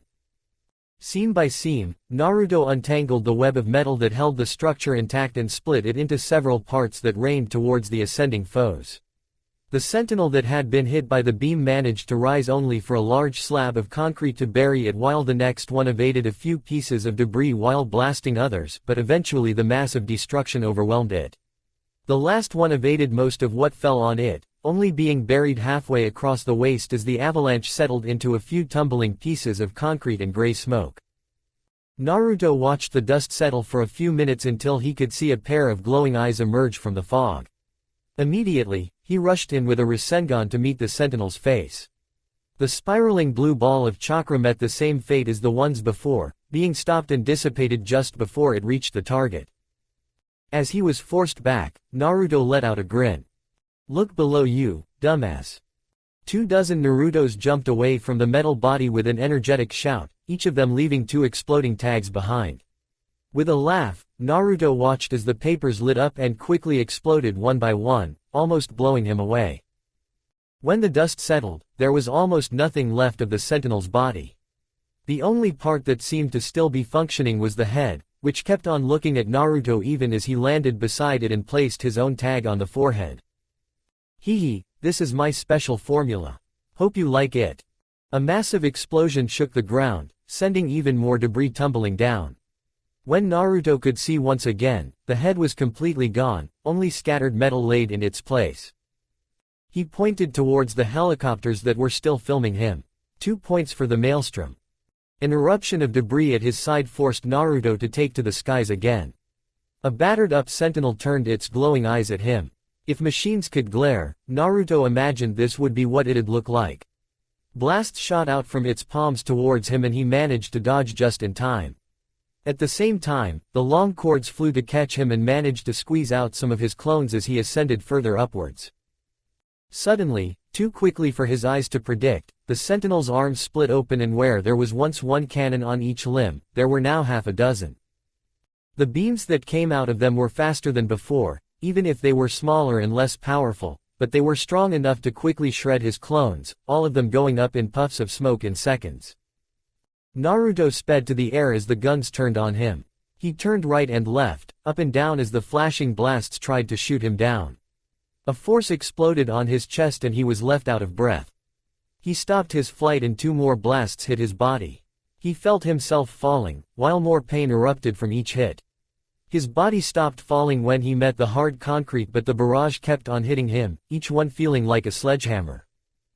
Biting his teeth, Naruto crossed his fingers and gathered chakra, roaring in defiance. The pummeling stopped, but he could feel the clones continuing to disappear. Without a moment to waste, he pushed and his clones flew in different directions, each evading the blasts as much as they could. The sentinel was forced to concentrate on a few clones at once while Naruto flickered to take cover behind a wall. The smoke-filled air felt like heaven to Naruto's lungs as he panted. He could feel a soreness all over his body and he looked down to see his suit torn up in several areas, exposing reddened flesh and a few cuts. So much for Stark's upgrades. Can't fall for that again. Eyes widening, he jumped away from the wall just as it was smashed by the sentinel's arm and flickered to the sky, eyes narrowing on the arms. He could not afford to lose sight of it, and he also needed to eliminate it before any other friends arrived. And he knew just how to do it. You know what I do to giant rampaging bastards like you. He crossed his fingers again and channeled a massive amount of chakra. Before the Sentinel could fire again, 1,000 Narutos popped into existence. Alright, are you ready for a classic? He called out with a grin. Yosh! Shouted all of the clones in unison, and they all descended on the Sentinel. Suddenly, it was not a metal contraption that Naruto was facing, but a pissed-off sand raccoon. 10 clones dove behind the Sentinel and kicked it as hard as they could. The Sentinel was launched into the air and 4 more clones jumped to kick it as well. Zoo. On the opposite side, 4 more clones rose even higher, also sending their legs at the head. Ma. The 10 clones at the bottom leapt into the air, covering the entire length of the Sentinel, and gave it one final kick. Key. Filling almost the entirety of the sky, the remaining Narutos all descended at once, their hands brimming with blue spirals of chakra. All of them slammed their Rasengans directly onto the undefended front of the Sentinel's body, screaming at the top of their lungs, only hampered by the machine's defense mechanism. Naruto landed beneath the floating Sentinel and together with one of his clones, launched at its exposed back.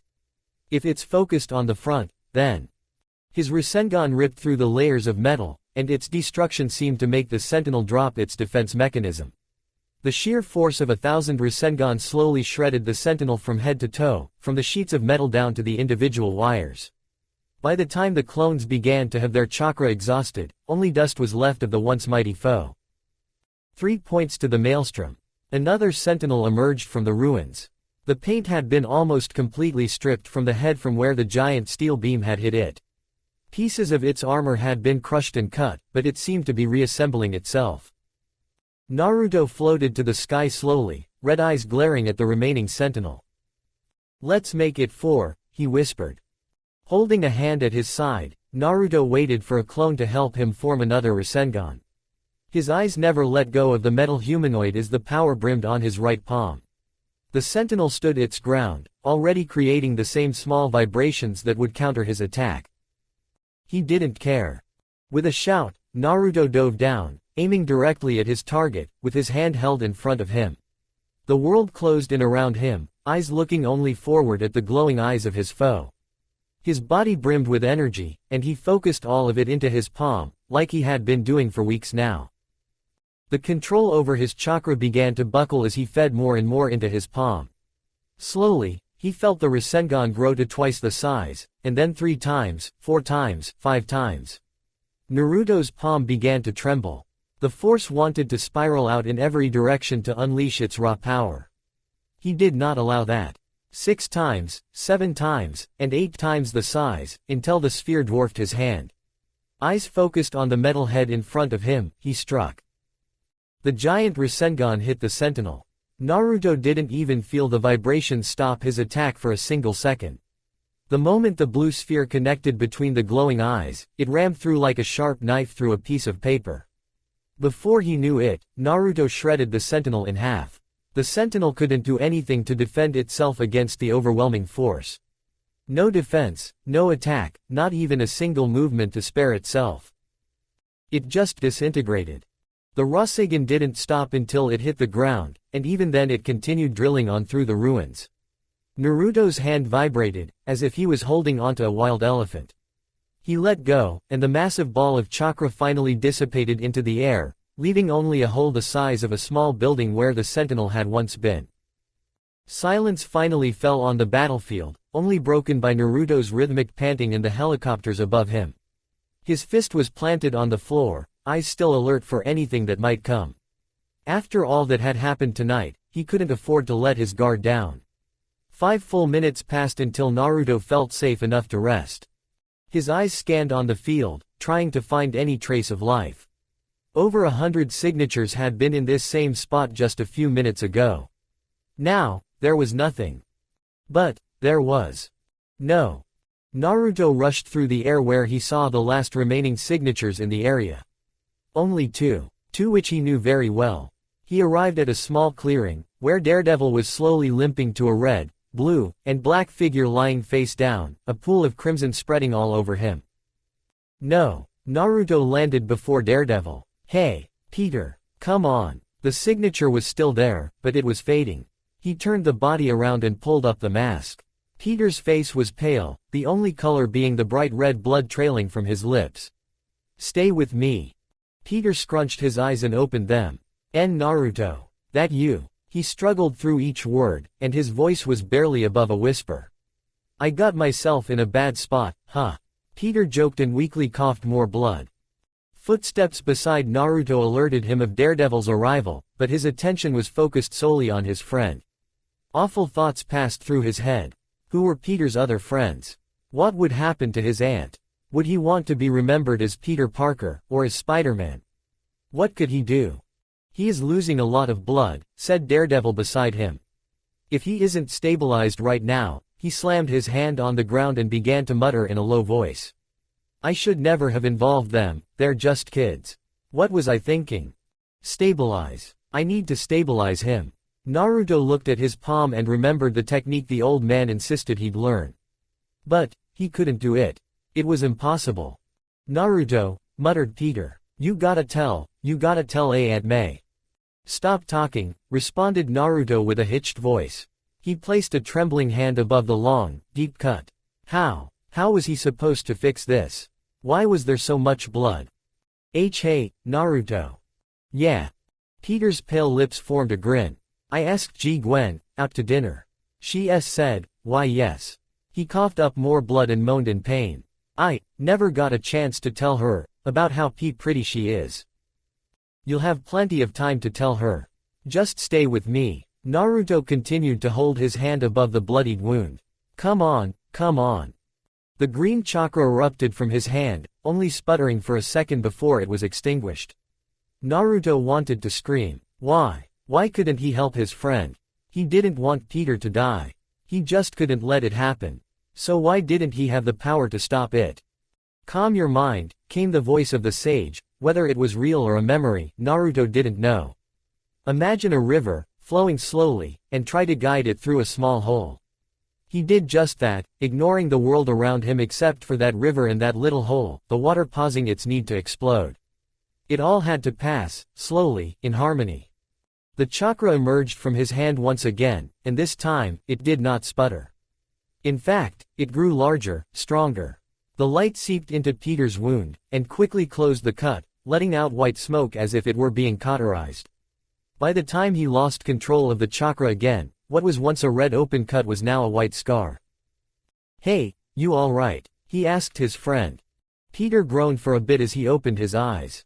His voice was weak, but no longer dying, and the blood stopped coming out of his mouth. "I'm alright, I think." Peter tried to get himself up and collapsed. I need a break, let's take a break, No more baddies for a week, maybe 2. Naruto laughed, dropping on his ass next to Peter. "Yeah, maybe 2 weeks at the beach is what the doctor ordered.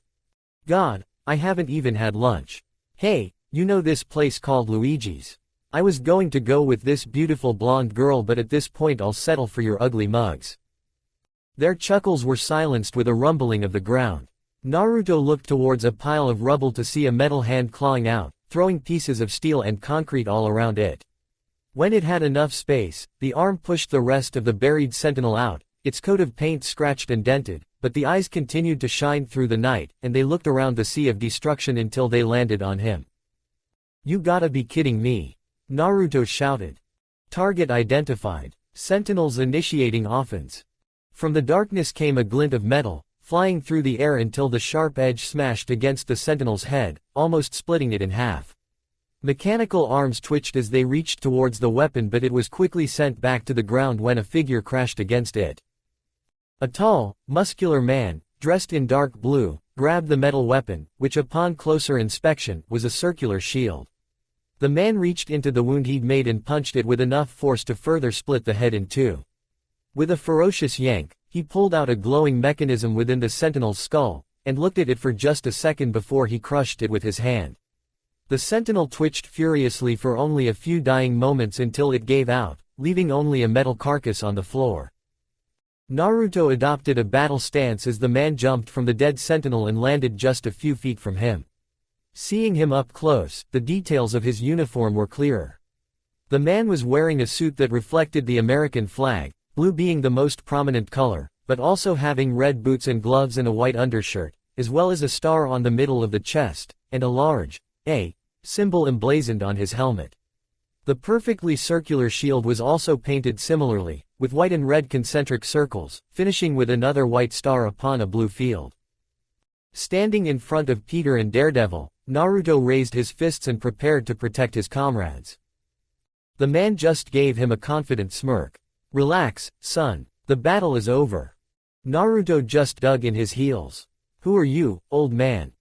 "I'm a friend, kid. I'm not here to fight you." "Best listen to him, brat," came a familiar voice from a speaker. Naruto turned around to see movement all around him.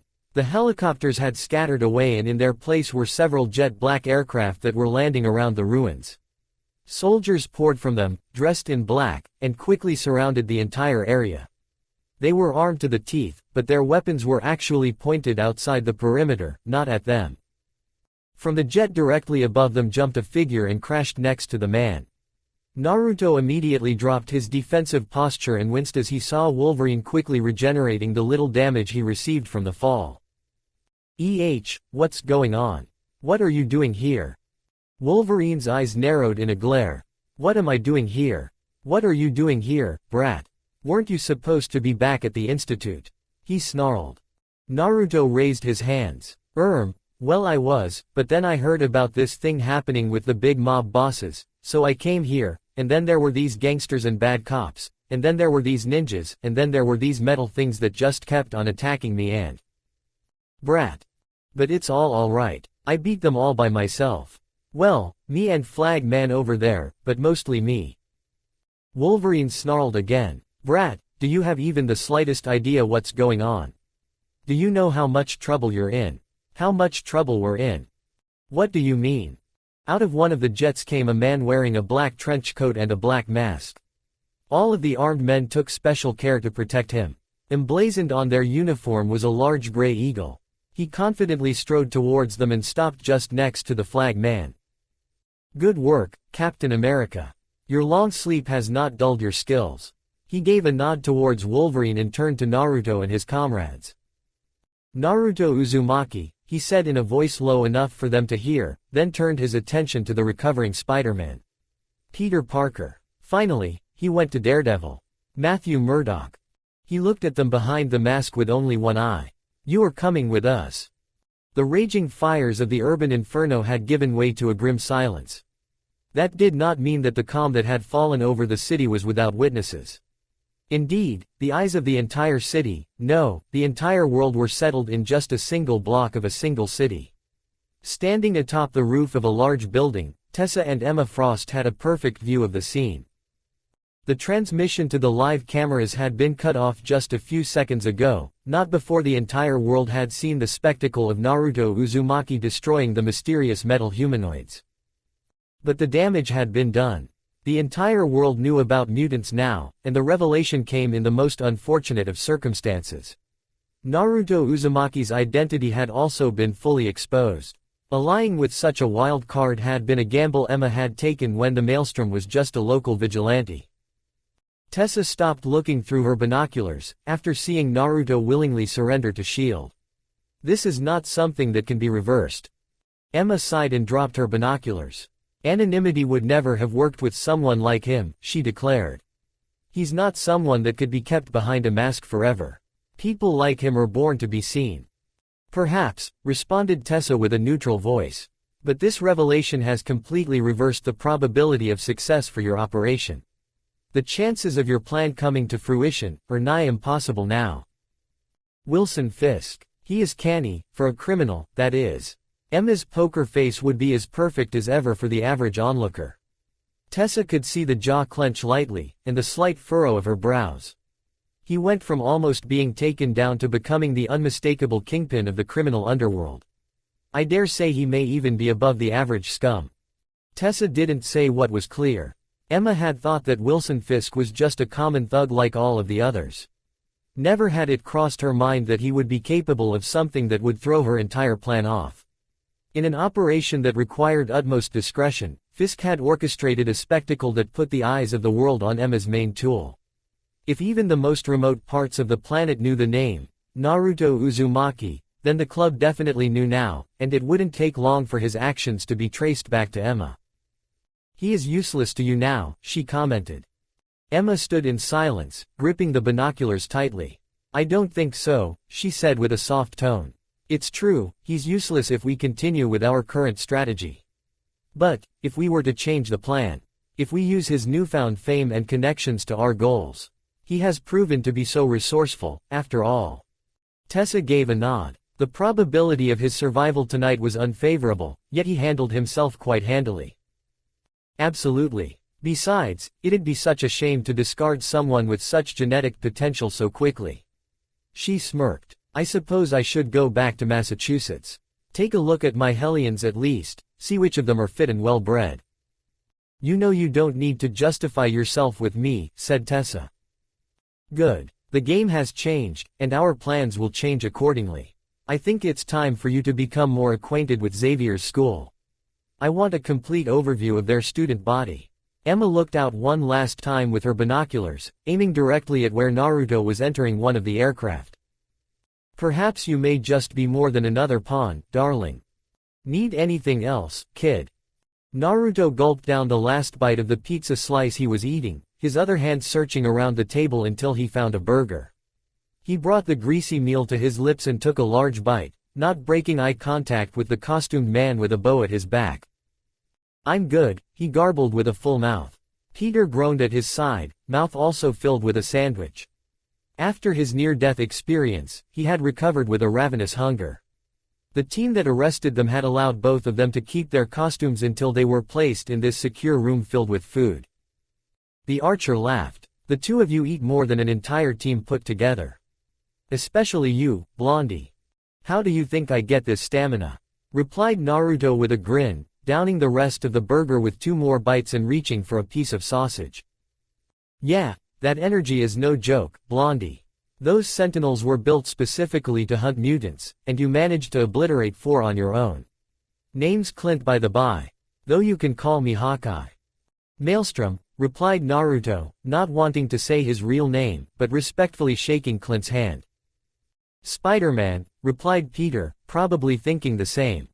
The door opened to reveal a tall and muscular man, holding a walking stick in his hand and wearing a pair of dark-tinted glasses. Naruto quickly activated his eyes and was surprised to see a very familiar chakra signature. "Holy crap, you're blind," blurted Naruto. Daredevil slowly walked towards next to them and took his seat, not touching any of the food. "I can see better than most even without eyes. I can tell you that we're 3 levels underground near a river, probably the Hudson. I can tell you that the pizza you are eating has cheeses made with milk from 4 different states, loaded with preservatives, and that there are several people coming towards us right now. One of them has a body filled with metal. Who is really blind, kid?" The door opened just as Daredevil finished speaking, and 3 men walked inside. Naruto was immediately relieved to see that Logan was among them, though his face was even more sour than usual. The 2 other men he had also seen earlier, one of them tall and muscular, wearing the star-spangled uniform and with the shield on his back. This was the man referred to as Captain America. The second man carried himself confidently, clearly the leader of the group. He had gray spots at the sides of his otherwise brown hair, and had an eye patch over one of his eyes. Clint immediately went rigid from his laid-back position and took his place behind the leader. Eye patch sat directly in front of them, pushing some of the empty trays to the floor to make space for a set of papers. He turned his soul eye towards them with a cold look. "You 3 caused a lot of trouble tonight. A full-blown gang war. A rogue agent sending his sentinels in a public zone. A bomb beneath the largest metropolitan area in the nation." Peter stood up. That wasn't us. We were the good guys here. I mean, yeah, it was probably placed there to get us, and they wouldn't have gone to such a level if we hadn't been hitting their businesses for several months, and, I'm not making a good case for ourselves, am I? Logan snorted and looked at Naruto. "I can see why you can get along with this guy, brat. He's just as annoying as you." "Oh come on, I'm far more photogenic," replied Naruto and turned towards the leader. "Listen here, Eyepatch. We didn't do anything wrong. It was Wilson Fisk. He was probably behind those Sentinel things too. You're barking up the wrong tree. The name is Fury. Colonel Fury to you, said the man. Why'd your mom call you that? Were you born with the glare and the eye patch? Peter and Hawkeye snickered at his side, and even Captain America fought a grin. Fury slammed his hand on the table loudly. That's not the point. It doesn't matter what your intentions were. The fact is that you thought yourself above the law and acted as such. In doing so, you have taken a bad but manageable situation and created uncontrollable chaos. This should have been handled differently, but you messed it up. Handled by who? Not by you, stated Fury and took a deep breath. As it stands, you have created a full-blown power struggle in New York, exposed one of your identities, and even revealed the existence of mutants to the world. Naruto's eyes widened. What? You don't watch the news. I thought you were in love with your own image plastered on the screen. Fury spat sarcastically and nodded towards Hawkeye. A large TV at the corner of the room was turned on. Naruto watched with an increasing pit in his stomach as the newsreels went on. First showing the explosion that rocked Hell's Kitchen and battlefield it created, followed by the arrival of the Sentinels. To his horror, the existence of mutants was revealed to the public, even dropping Professor Xavier's name and implicating the mutants' role in the attacks. Finally, his identity as the Maelstrom was exposed. A photo of Naruto Uzumaki was plastered over the national news. Fury turned off the screen and bore his eye into Naruto. Are you beginning to grasp the situation? Naruto sat in silence. It was Daredevil who dared to talk next. What about our identities? Me and Spider-Man. Still secret, for now at least. Either Fisk didn't know your identities or he has chosen not to reveal them yet. And what about you, Colonel? Are you going to reveal them to the public? Fury paced around the room. I should. That's what anyone would do in my position. As it is, you are lucky we were the ones that took you in. I could easily go and hang you out to dry, letting the full power of the justice system have their way with you. A system you know so well, Mr. Murdoch. He stopped and sat back in front of them. But I won't. We are in a war now, a war that extends further beyond this city, and in war, peacetime laws can be more malleable. He took one of the files and looked at Matthew Murdoch. You of all people should know the laws of our country, and yet despite that you decided to skirt them aside in favor of becoming a masked vigilante. An attorney should know better than to become a judge, jury, and executioner. Your hypocrisy is the one that deserves the most condemnation. If I were to reveal your identity, you would be disbarred first and foremost, and your partner Mr. Foggy Nelson would have his career ruined. Of course, then would come the criminal charges. He took the next file out and opened it. Mr. Peter Parker. Quite an impressive set of grades. One of the highest GPAs in the country, in fact. Applicant for the Stark Scholarship, assistant to the esteemed Dr. Kurt Connors. I see ESU in your future, but that can change in a single moment. ESU doesn't accept former felons lightly, nor does any Ivy League school for that matter. Not to mention your aunt. You're all she has. Peter kept a stiff face throughout the monologue as Fury moved on to Naruto. Then there's you, Naruto Uzumaki, a boy of unknown origins. Taken in as a student by Charles Xavier to form part of his team of mutants. There are no records of your existence up until that point. In fact, there are no details about your birth until U.S. citizenship was granted. You speak Japanese as your native tongue, but sure as hell don't look like one. My father was Japanese, my mother was Swedish. I take after her in looks. Cut the bullshit, Uzumaki. We know who you are. Hell, we've been keeping an eye on you ever since you landed in the middle of Manhattan half a year ago. You're an alien. Those abilities of you are probably from your species, race, or whatever you call yourselves. Xavier may have pulled some strings to get a new identity drafted for you, but it only took a close inspection to see the truth. Whoa, you're an alien? Asked Peter, mouth open in shock. Why didn't you tell me? You aren't hiding any antennae below that blonde hair, are you? Well, we didn't tell each other the whole truth. I mean, you really think I believed that story with the spider bite? That was true. How does a spider bite? Well, yeah, I guess it's true. I'm an alien, though we don't use that word. We don't even know there were other worlds out there. You're far more technologically advanced than us, said Naruto and looked at Peter. And no antennae or green skin, or whatever it is you think aliens look like. This is the real me. Fury grunted. Well, lucky for you, my agency specializes in what we may call unusual cases. That includes enhanced individuals, from Earth or outside of it. Given that the three of you qualify, that means I get first dibs. He placed the documents back on the desk. So, that means that rather than letting the strong arm of the law fall on your necks, I'm willing to work out a deal. Your identities will be kept off the record. You can continue most of your activities, but you will be supervised. Every day, you will have to make a small report of what you've done and what you plan to do. A voice recording will do. On our side, we will authorize the areas in which you are able to operate, and expect your cooperation when you're not given the green light. To prevent the kind of mess we witnessed tonight. And why should we accept this? Asked Matt. Because if you don't, I will leave you out to dry, and trust me when I say that the FBI isn't going to be as nice as me. Fury sent the folders to Matt and Peter. In other words, I got you by the balls. Play by the rules, or get kicked out of the club and get fed to the loan sharks. Matt kept a poker face, but it was clear that Peter was looking for any way out now. Naruto couldn't blame his friend, really. This means I'm free, right? Asked Peter. He looked tired, still recovering from the blood loss. There are strings attached, but like I said, you can continue your activities. It's going to be rough out there with this gang war, but that's why you have us now, replied Fury. Peter didn't take long to sign, even if he took a shaky breath after doing so. Fury turned his eye over to Naruto. Now, about you. What about me? My identity is already out there, as well as those in my school. You can't threaten me with that. What do you have to offer me? Fury reached into the folder and pulled out some documents.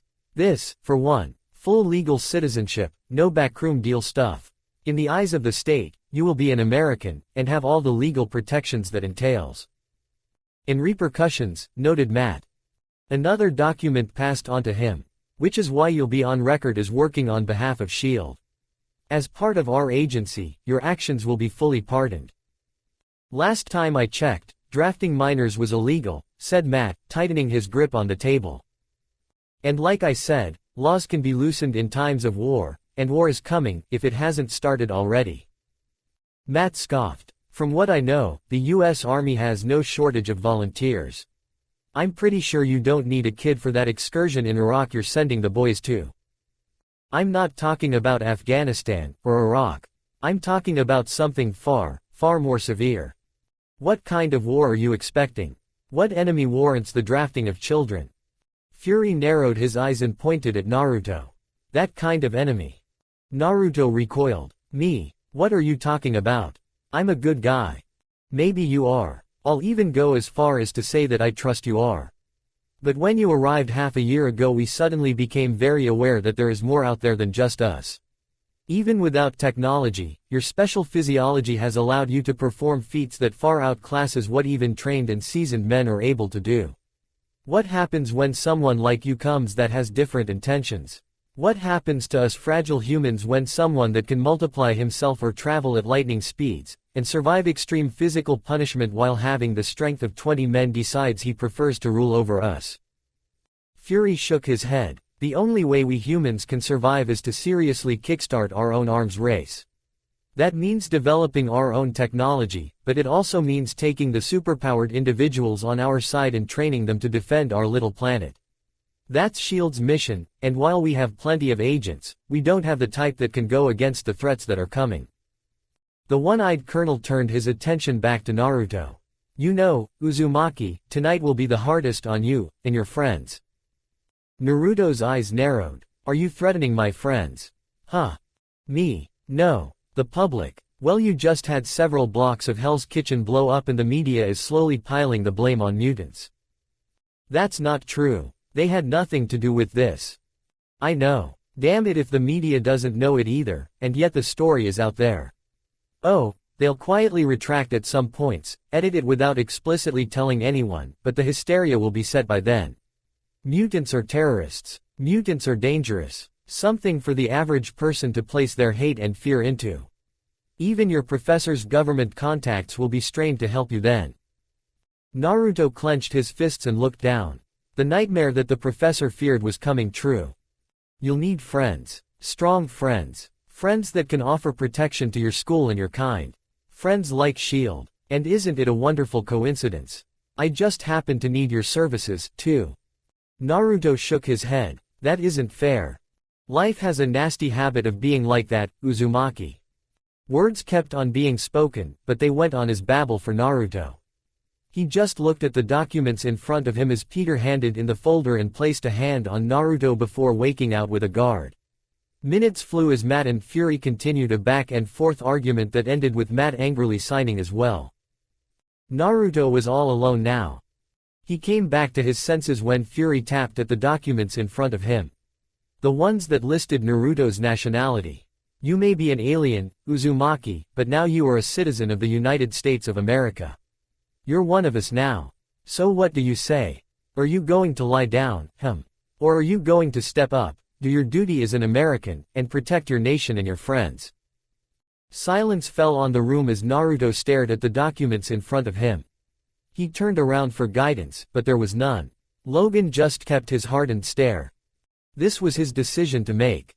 He thought of Kitty then, and all of his friends at the Institute, Jean, Aurora, Rogue, Kurt, and Scott. Donnie, Wanda, and the rest of the New Mutants as well. They would have a difficult time now that they were exposed, and he had helped to expose them. If he hadn't done what he had done, would none of this have happened? But there were also other people outside of the Institute he cared about. People like the Fantastic Four, Tony Stark, and Kitty's friends. Felicia, Janet, and Mary Jane. He was a good guy, but what if Orochimaru came to Earth, or even Itachi? What about other types of threats? If he had the strength, shouldn't he use it to protect his loved ones? Naruto turned his eyes towards Fury and everyone in the room. I accept. Good. We'll expect you back here in 2 days. You can take him from here, Logan. Hawkeye encouraged him with a grin and a thumbs up, while Captain America gave an encouraging slap on the shoulder. Fury took the documents and exited, leaving Naruto alone with Logan. Did I make the right choice? He asked Logan, his voice barely above a whisper. Logan grunted and lit up his cigar. You made the honorable choice. Don't know if that makes it the right one. Naruto stood up, fists still clenched. I can't let my friends face this alone. I can't. That's what I fight for, to keep them safe. I can take it, many of them can't. You understand, right? More than you can imagine. Logan guided him out of the room and through several hallways, passing through staff that tried their best not to pay attention to them. Eventually they arrived at an exit where an armored SUV was waiting for them. Things are going to change, aren't they? They are. You're in the army now, brat. Good luck, you're going to need it. There was a strange kind of comfort in seeing familiar things stay as they were. In Konoha, that was when he woke up to his room, surrounded by his mess, and with a view to the Hokage monument. Whatever happened in life, at least the faces of the previous leaders would always be present. After a year on Earth, Naruto had also come to rely on several things for comfort. His new room, less messy than his Konoha apartment due to Jean's insistence on cleanliness, the vast grounds of the Institute, with its training and recreation areas. He had also gotten used to waking up to a warm body next to him, usually Kitty curled up next to him. Things that brought him a sense of continuity, that despite everything, some things would always stay the same. When Naruto stepped into the Institute's grounds, he was met with a war zone. The green plains and small hills were now scorched and cratered, with the small stone road leading away from the mansion completely destroyed. The carefully planted green areas were also torn and shredded, along with some of the trees. Several holes had been blown into the mansion house itself, and he sadly realized one of the most affected areas was Aurora's precious garden. The training grounds were completely destroyed. Looks like the war has already knocked on our door, grunted Logan as he lit up a cigar. Naruto desperately looked around for any sign of familiar faces, alive that is. The idea of seeing a lifeless body ate at him with each passing second, especially as he spied the remains of a sentinel laying on the battered ground. Suddenly, the front door of the mansion opened, and Naruto took a deep breath in relief. Naruto. Kitty immediately dashed from the doorway, jumping into his arms as soon as she reached him. Her face buried into his neck, Naruto could feel her damp tears on his skin. Naruto wrapped his arms around her body in a gentle embrace. I was worried, she whispered into his shirt. After the battle was over, we didn't know where you were. I'm fine, he assured. I wanted to go find you when it all happened, but I had to take care of the Sentinels first. If they followed me, they would have hurt innocents. Have to be the hero in every situation, huh? Asked Kitty with a small grin. I'm just glad you're back safe. What happened to you? Did you get hurt? Kitty eased her hold on him. The mall was damaged by the explosion. We got trapped, but I managed to get everyone out. It took a toll on me and I passed out. My friends took me to Janet's apartment for the rest of the night. We all watched your fight with the Sentinels after that. Thanked Cammy that the girls took you to safety. She finally let go of him and stared into his eyes. Naruto, they know. Everyone knows. They know about me too, and the Institute, and about mutants. They're saying that we were responsible for the attacks. God, what are we going to do? Before he had a chance to respond, Naruto spied Donnie Moonstar peeking cautiously from the entrance. As soon as their gaze met, she turned back to the building. Naruto is back, she shouted. It didn't take long for more figures to begin pouring out of the doorway. First Bobby and Rani, followed by Amara, Shion, Roberto, Sam, and Jubilee. The joy to see all of his team alive was tempered when he saw their injuries. Bruises and cuts, covered with bandages, but none of that hid their smiling faces. You were the Maelstrom all along? Asked Jubilee with wide eyes. Did anybody else know? Added Amara. Did you really put down 5 Sentinels? Interrupted Bobby with an excited grin. We could barely take on one. Question after question came after him, each more demanding than the last. But Naruto didn't feel annoyed. He just felt relief to see the team that had been assigned to him had all managed to get through the night safely, if a little banged up. He looked back at the entrance and saw Jean, Aurora, and Rogue coming out with the professor. He must have arrived in the last few hours. Danny's voice came in last. Are you hurt? She asked simply. I'm fine, he answered the last question as he stepped towards Professor Xavier, the rest of the group following him. The professor's gaze stayed on him throughout the entire time. He seemed neither happy nor angry, his face turned to stone. Naruto did not dare to even try poking around his mind to get a hint of whatever storm must have been raging underneath. Are you alright? Professor Xavier asked simply. I am, Naruto responded simply. A long silence followed. I think we all need some good rest, interrupted the professor. Naruto shook his head. We can't. There's not much time. Logan stepped in at that moment, his grim face telling more than words could. He's right, Chuck. We don't have much time. Let the brat explain everything. Everyone deserves to know. There was another moment of silence, with only the wind's howl blowing through the ruined grounds. The professor looked at both of them intently, and nodded. Very well, let's go back inside. Naruto turned back to the gathered students. All of us. The entire student body of the institute scurried back inside the relative safety of the mansion. The destruction was not as bad as when Magneto had attacked, but there were still holes in several of the walls, and many of the glass decorations had been destroyed. Instead of the briefing room, everyone was seated around the larger entertainment room, thankfully unaffected by the Sentinel assault, though dust had been shaken onto the furniture. They all found seats where they could, some even taking their places on the floor. Naruto found himself sitting on the sofa, with Kitty on one side and Jean taking the other, Rogue preferring to stand next to the sofa. All eyes were looking at him, some eager, others worried, but all of them were waiting for him to speak first. He looked at New Mutants first. I suppose I should start by stating the obvious. Yes, I am the Maelstrom. A flurry of questions erupted from the younger students, all of them at the same time. He raised his hand. All of the X-Men knew. I'm sorry I didn't tell you before. I thought the more I kept people in the dark, the less danger there would be for everyone. I was wrong. What happened last night? Asked Jean with a soft voice. Naruto took a breath. I have to start from the beginning. When I first started going out at night, I was alone. Eventually, I met Spider-Man and Daredevil. We were going after low-level goons first, but eventually we began to get information about the higher-ups of the big organizations. Among them was one that was smarter than the rest, Wilson Fisk. Fisk? Asked Scott, eyebrows narrowing behind his glasses. Never heard of him. Neither did we. We had thought the big guys were the most visible ones. The mafia, cartels, Russian mob, all of these. We started disrupting their operations, and then we got new information about this man hidden in the shadows, this Wilson Fisk guy.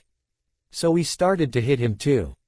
New information? Professor Xavier questioned. Yeah, we had an informant at first. Mike, he called himself. He was very useful. Gave us a lot of accurate targets that really put the pressure on the crime syndicates. Especially the Russian traffickers and Mexican drug cartels. But, he died trying to get more information. Where did you get your information after that? Naruto pursed his lips. He couldn't tell them about Emma. He had to protect her, even when he had failed everyone else. I can't say, for her safety. Her, Kitty, Rogue, and Jean questioned at the same time. He would have found it funny if the situation had been different. He raised his hands and gave a weak smile. It's not like that. I promise. She just gives me information. She was the one who told me about Wilson Fisk in the first place. So this new informant knew about Fisk while Mike didn't. Did you ever stop to think that this Mike might have been working for Fisk? Grunted Logan with a puff of his cigar. Seems pretty coincidental that the moment you got better information about the bigger enemy, the whole thing started to unravel. He was probably giving you Fisk's targets. When you started going after Fisk, he finally retaliated. Naruto felt a pit form in his stomach. He wanted to deny it immediately. Mike, working for Fisk, but the doubt gnawed on him. How did Mike get all of that information? He never questioned him on that. Mike was dead now, and he may never know the truth. Was Emma connected to Fisk, too? He could only press on. All of the syndicates were supposed to gather in one place last night, and they did. Except Fisk, I take it. Commented Aurora. Naruto nodded. Except Fisk. When everyone realized he was not present, all hell broke loose. A bomb was placed right under the meeting spot. The cops that arrived didn't come to arrest, but to exterminate, and the Sentinels dropped from the sky. To eliminate you, finished the professor. But he failed, Kitty said with a smile. You're alive. We're alive. That's all that matters. I'm alive, agreed Naruto, and unmasked. The same as all of you. A long silence fell on the room. Some found their gazes on the floor or the ceiling, while others fiddled with their hands or feet, the realization that their existence was no longer anonymous sinking in.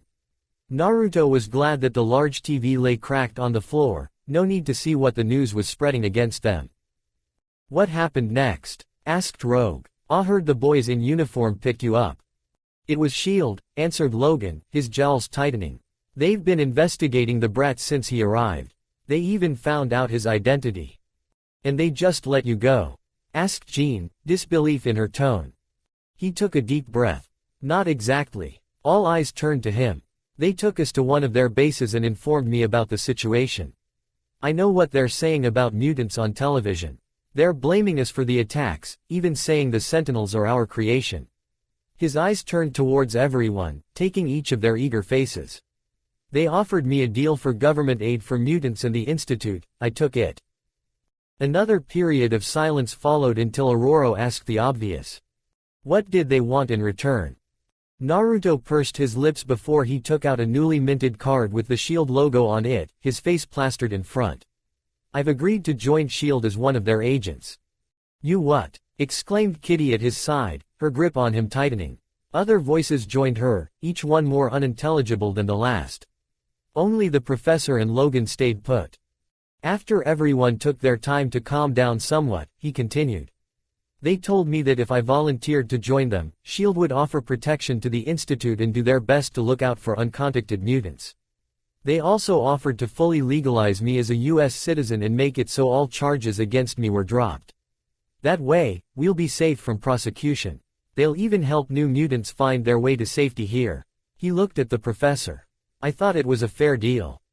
Jean stood up. In exchange for you becoming a government tool. They can't do that. Can and did, Logan responded gruffly. Naruto's a military man now. He's 14. He can't make those kinds of choices. It's illegal. Exceptions can always be made, especially when the circumstances are extreme. The government may have suspended the military draft in 73, but it was never truly abolished. Laws are written with words, and those words create loopholes. If there is a war in the future and we find ourselves with a lack of bodies, that suspension can be lifted, the professor commented. Logan took a puff from his cigar. And while the army has no shortage of recruits, those are normal humans. What there is a shortage of, is super-powered individuals, ready for war. What war? Protested Jean. There is no war. Isn't there? Responded Logan. A simple look outside the window would suggest otherwise. But Jean interrupted Naruto with a sharp tone. I volunteered for this. Her green eyes turned to him. No you didn't. You were blackmailed into this. It's not right. You didn't have to agree to this. Yes I did, he responded, more loudly than he intended. I messed up, he declared to the entire room. If I hadn't been playing the hero so recklessly, none of this would have happened. They went after you to get to me, all because I have been fooling around without thinking about how that would affect all of you. These are the consequences of that. Many of you almost died last night. It's my responsibility to fix the situation as much as I possibly can. Joining SHIELD means that we get political protection and keep you safe. I agreed knowing the consequences. Back on Asteroid M, I chose to sacrifice myself to save you, and now I will do it again. There's no need for sacrifice. Snapped Jean. We're students, here to learn to control our powers and lead normal lives. We're future doctors, engineers, scientists, writers, not soldiers. Jean stood up and reached for the exit. Don't ask me to be relieved to see you die. With that, she left, shutting the door behind her. If the others wanted to say something, they held their tongues, keeping their thoughts to themselves. Their faces shifted from worry to admiration, and back again, dozens of emotions shifting like the wind. Except for Professor Xavier, who had not moved a single muscle. What do you think about this, Professor? He finally asked.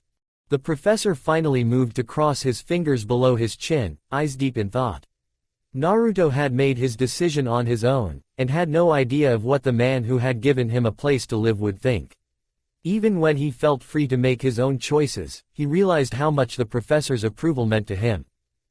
Finally, the professor raised his voice. I will not chastise you for making this decision. What you do is up to your free will, while you still have it. I will not lie and say that your actions did not have consequences. They did. Yet you took those decisions because you thought you were doing good for mutants and humans alike, and I can see you are doing the same with you joining SHIELD for the sake of the Institute. If I were to say we will not benefit from your service, I would be lying. His gaze turned towards the rest of the students. Change is coming. It was always coming, whether we wanted to or not. It was never up to us to decide how these events would transpire, only what we do with the choices given to us. Much like Naruto has, I expect all of you to look into yourselves and your morals to make the correct decisions. Those choices are the only thing we have full control over, and as long as you follow a path of honor, I will be proud of you, my students. As Professor Xavier wheeled himself out, with Logan following suit, the rest of the room fell into silence. Young eyes looked around the floor, ceiling or windows in contemplation. Naruto couldn't know exactly what was going through their minds, and did not dare to intrude with his powers.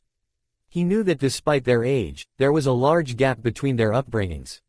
He was raised into the ninja class, knowing he would be expected to live, fight, and die for his village, with personal sacrifice being the most noble and selfless act for a shinobi warrior. Jean and Kitty never shied in telling him how alien such values were to them. As much as they admired his heroism, they always tried to steer him from the inherent danger, a danger they were now forced to confront. As his eyes wandered across the room, he couldn't help but notice an important absence. Where's Wanda? Donnie looked into his eyes and led him out of the mansion, Kitty and Rogue following right behind him wordlessly. He clenched his jaw as he saw Donnie walking awkwardly on one leg, and stole glances at the dark circles around her eyes. It was tough for him to take out the Sentinels, he could only imagine how hard it must have been for them. Naruto was led past the grounds and into the woods. As his legs took him deeper into the woods, a foreboding eeriness creeped into him. There was no sight of the squirrels that liked to make their homes in the trees, or the singing of birds that usually annoyed him every morning. The answer to these mysteries became clear when he reached a field of grass, with no trees to block the view of the sun, and a barely controlled power seeped into his bones. There, in the middle of the clearing, sat Wanda. She was still wearing her pajamas, dirty and torn as they were. As he got closer, the face that had become more colorful and healthy as well as the vibrant auburn hair had reverted back to its haggard appearance at the asylum. Her emerald green eyes, dulled once more, stared unblinkingly in front of her, looking at nothing in particular. Surrounded by nature, the scene should have been calming. Instead, Naruto's instincts kept him on edge. Power thrummed through the air like an unseen ocean threatening to crush him. "Wanda?" he asked softly. The power around him awakened at his words. Leaves, twigs, and stones were raised to the air. Naruto could feel his heart thumping in response to the almost chaotic force while the three girls drew closer to him. "Wanda," he tried again, matching the power with the tone of his voice. "It's me, Naruto. I'm not here to harm you." He stepped closer slowly. "Naruto," whispered Kitty at his side. "Be careful." "She ain't thinkin' right," said Rogue. "Been that way since last night." "What has the professor said?" "He said we should wait for you," responded Donnie. Naruto turned around to give the three a nod. "Stay back." They did not argue with him. As he took several more steps, Naruto saw the debris begin to circle faster, and some of the larger rocks began to increase and decrease in size, all laws of matter starting to break before his eyes. Yet not for 1 second did he stop. He was the one who had broken her out of that asylum. If he did not take responsibility, nobody would. "Wanda?" he asked once again, just a few steps away from her. "Stay back," she finally snapped, her eyes closed. "I'll hurt you." "You can't hurt me." "Yes I will." The air cracked and growled with the snapping of branches and breaking of rocks. "I'll hurt everyone. Then you'll abandon me. A failure that you want nobody to know about." An oppressive force slammed into Naruto like a sledgehammer, sending him flying back until he landed on shaky feet. A violent gust of wind almost drowned out Kitty's cry of concern. "My," came a wizened and familiar voice behind him. "Seems we have quite a mess on our hands." Naruto turned around to see an elderly woman, her face covered in wrinkles and with a head filled with white hair. Despite her age, she stood proudly, and dressed just as magnificently in high-quality clothing that looked straight out of the 19th century. Recognition dawned on him. "You're the granny from the woods." "The youth and their manners," chided the wizened woman. "It's Agatha Harkness to you, boy." "Sure thing, Obaa-chan. Now you best get out of the way if you don't want to get hurt." The woman's wrinkles shifted slightly. "It is I who have come here to protect all of you." She slowly took several steps towards Wanda, muttering words in an unknown language. As she got closer, the power surged, eventually exploding with overwhelming force that shocked even Agatha. "Oh dear," she remarked with a slightly raised voice. "The situation has escalated, it seems." Just as she said that, the trees around them were uprooted, the laws of physics and matter shattered as objects around them shrunk and expanded, vanished and materialized. Even the ground beneath them shifted like waves of the sea. He only managed to stay still by sticking the soles of his boots to the soil. "Calm her down, child," commanded Agatha Harkness. Naruto looked back, covering his eyes to protect from the debris. "Are you crazy, Obaa-chan? I don't know how to do that." "You know how, boy. Do what must be done, or she will die by your cowardice." Her words were like a whip. Wanda could die. Just how powerful was she? He racked his brain in a panic, thinking about what he could do to stop her. The only thing he could think of was telepathy, and he despaired at the realization. Telepathy, his greatest power, according to Jean and Professor Xavier. The power he was most hesitant to use. The power that Agatha clearly was referring to. The power he had to use now. Letting go of the ground, Naruto struggled to float towards Wanda. She too was raised above ground, the debris circling around her like a shield. He grunted in pain as several branches and rocks hit his body the closer he got, until finally he reached next to her. Wanda's teeth were clenched shut, her eyes glowing a bright red, brimming with power. Naruto closed his eyes as well and let his mind expand around him. Her mind was like a flaming beacon of rage and fear. Even though he could not see with his own eyes, the tendrils of emotions and thoughts were easy to hold on to. He didn't like to do it because it felt like he was imposing his will on others. Forcing them to feel what he wanted them to feel. Even if it was the right thing to do, it felt wrong. But it's for her own good, isn't it? Feeling his resolve hardening, Naruto clenched tightly to those feelings. He felt the rage and horror lash out, but he remained strong. Wanda. His mind boomed. Let go. Almost immediately, the powerful rage that he had felt from the auburn-haired girl withered, only the fear remained, stronger than before, but he also felt loneliness and the all-too-familiar sorrow that came from it. He opened his eyes again and met Wanda's green orbs, now brimming with tears. Naruto. She whimpered, her eyes widened and her fingers traced a sore spot on his cheek. When she let go, he saw blood on her fingers. I hurt you. He could only let out a tired grin. Don't worry, it doesn't hurt at all. He could already feel the wound closing thanks to the fox's power. See, no harm done. No. Tears poured down her face as she dropped to her knees, hugging herself. I'm a danger to everyone, just like last time. You'll get tired of me, of the danger I pose, so you'll throw me away, lock me and forget I exist. Like a broken toy. I won't. You remember what I promised. I will never give up on you. He lifted her chin gently and looked into her emerald eyes, bright with her tears. Never. Before she could respond, silent footsteps approached. They turned around to see the regal figure of Agatha Harkness standing, her wizened face staring without showing any emotion. You need not lose anything, child, she declared, her voice sharper than what her age would suggest. The power you hold is immense, quite unlike anything I've ever seen. But it's not uncontrollable. With proper training, you could learn how to bend that power to your will. Agatha's hands brimmed with power, similar to Wanda's, though quite clearly in control of it. The debris that had settled around the clearing rose up and slowly returned to its original size, and was put back in its place. Within a few minutes, it seemed as though nothing had ever happened in the first place. Naruto's posture turned defensive, the old woman's motivations now laid bare. What do you want from her? Agatha turned to him with narrowed eyes. I know of you, boy. You do not seem the type to be so cynical that he sees everything as a selfish bartering of favors. Naruto bit his teeth. Wanda is my friend. I don't want her taken advantage of. I'm not going to let anyone use her for their own gain.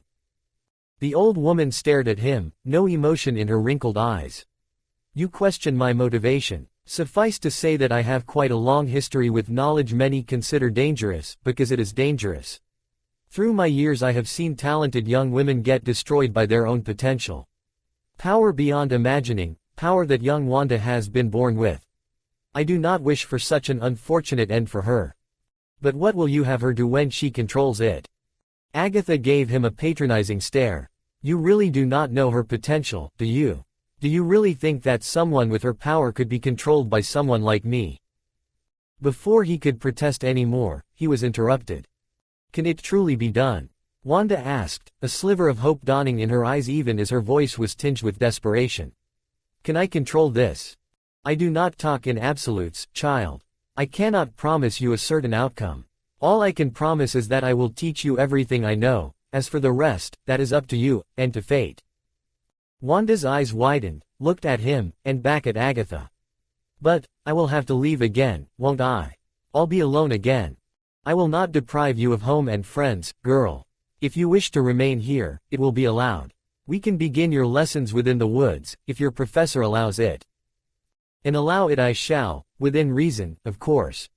Naruto turned around to see Professor Xavier, surprised to hear his voice deep inside the forest, but his eyes quickly met with the new wheelchair he was on, if it could even be called that. In fact, it was more of a hovering device, yellow in color, which moved silently above the ground. Nice ride, sensei. He couldn't help but blurt out. Where did you get that? A gift from an old friend of mine, responded the professor as he turned his attention back to Agatha Harkness. As I said, I will agree to put Wanda through special courses with you, so long as you remember that I'm responsible for her well-being. Agatha pursed her lips. I'm not going to become a teacher in your institute. Yes, I am aware of that. We can discuss the finer details later. This is all for Wanda's sake. Agatha stood in place. Does it feel strange to you, Xavier? Taking the seed of your enemy into your home. Wanda is not her father, responded Professor Xavier. Eric was once my comrade, and I chose to give his daughter a home and safety because he was a close friend. To remember what was instead of what is. Ah, always the saint, she muttered as she stepped back into the woods. Meet me here tomorrow at noon, Wanda. We'll start your first lessons then. As if by magic, which might as well have been, Agatha vanished into the air. Professor Xavier was the first to speak. Well, that's another worry we can put at the back of our minds. I would suggest you get some rest, Wanda. From what I know, Agatha is no gentle teacher. Once the professor floated his way out of the woods, Wanda finally found her voice again and launched herself at him. Naruto, she said, hugging him tightly. I will learn to control this power, no matter what it takes. I promise you. Thank you for not giving up on me. He grinned and returned the embrace. I know you will. We'll get better together, believe it. Are you two all right? Asked Kitty, walking to his side. There's some blood on your face. Naruto nodded. No problem. I get healed fast thanks to the fox. As the group went back to the institute, feeling better at seeing Wanda smiling hopefully, he noticed a lone figure standing on the small hill overlooking the wrecked remains of the Sentinel with a large hole on its head. Naruto, asked Kitty, you coming? He let go of her hand gently. I'll be back with you in a bit. He waited for her to nod before going up the hill. Donnie Moonstar stood as still as a statue, with the wind blowing her long, silky black hair through the air, her obsidian dark eyes set on the horizon, looking at everything and nothing at the same time. It was only when he reached her side that he realized the fragments of wood that she held tightly in her hands. Her bow, the bow she had brought from her home to the institute and stunned everyone with her proficiency with, was now split in 3 different pieces. There was no way to repair it. It was my grandfather's last gift. The last thing he gave me before. She pursed her lips and said no more. Her teary dark eyes told the rest of the story. It was a look he would never have expected out of the same Danielle Moonstar that could hunt, skin, and cure a wild pig all by herself. Naruto was about to ask if she could get another, but stopped before the words came out of his mind. He was getting better at this. Think before you speak, Thing kept drilling into his head. I'm sorry, he said simply, though knowing the words meant little now. I was going to ask if you could find a replacement, but I imagine it wouldn't feel quite the same. Donnie shook her head, eyes downcast. The feeling that comes with holding a weapon is not the same when it is bought. Same as all things in life. This bow was crafted by someone who meant a great deal to me. It can't be replaced. I understand, said Naruto, though truthfully, he didn't. He had not yet been trained in weapons aside from the standard ninja weapons, and nobody had gifted him a particularly special set. But he could understand that it was important to Donnie, and that was enough to empathize. Naruto was surprised when Donnie turned to him with a barely noticeable smile. The only way to find something to replace it is to make it myself. He raised his eyebrows. I guess, that's true. Bowyers back in my home took years to learn their craft, but you're very resourceful. She shook her head. I'm not talking about making another wooden bow, she said cryptically and must have noticed his confused look. When the Sentinel attacked, I lost my bow, but suddenly, I felt my powers surge unlike anything I've ever seen. I raised my hand as if I still had it in my hands, and a beautiful golden bow appeared, made out of my powers. She pointed at the downed Sentinel. That's how the Sentinel was destroyed. Naruto's eyes widened. He had heard in passing that Donnie had dealt the killing blow to the first Sentinel, but they hadn't told him the details. That's amazing. How did you do it? I don't know. It was all instinct at the time, and since then I haven't been able to do it again. But it can be done. I know it. Donnie turned to look at him. The next bow I hold in my arms, will be made with my mind, she vowed, black eyes brimming with determination. Danny's eyes softened. Though, I do not know how. I'll train every day to make it so. She looked at him, her face unlike any he'd ever seen from her. Naruto, can you help me? Of course I will, he promised with a smile. Just need to get back from that SHIELD mission and we'll work on it. She bowed her head graciously. I'll train vigorously until your return.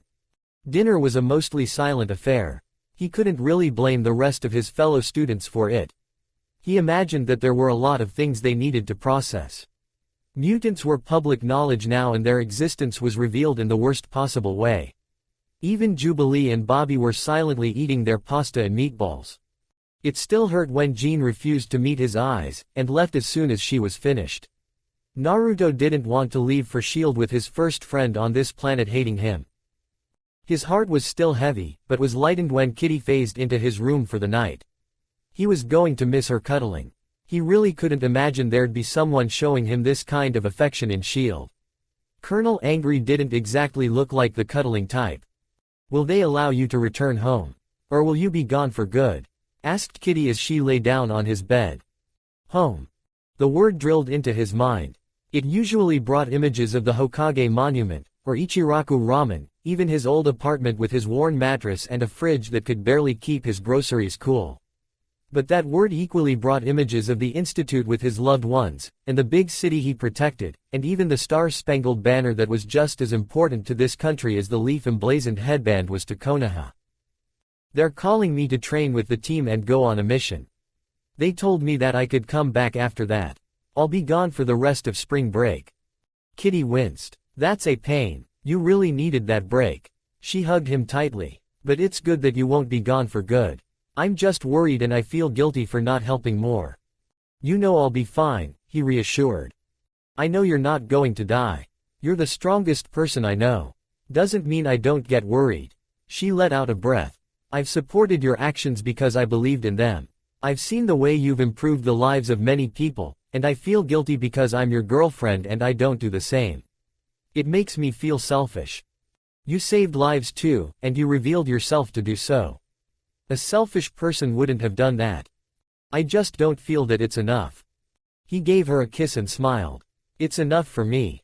For you. But maybe it's not enough for me.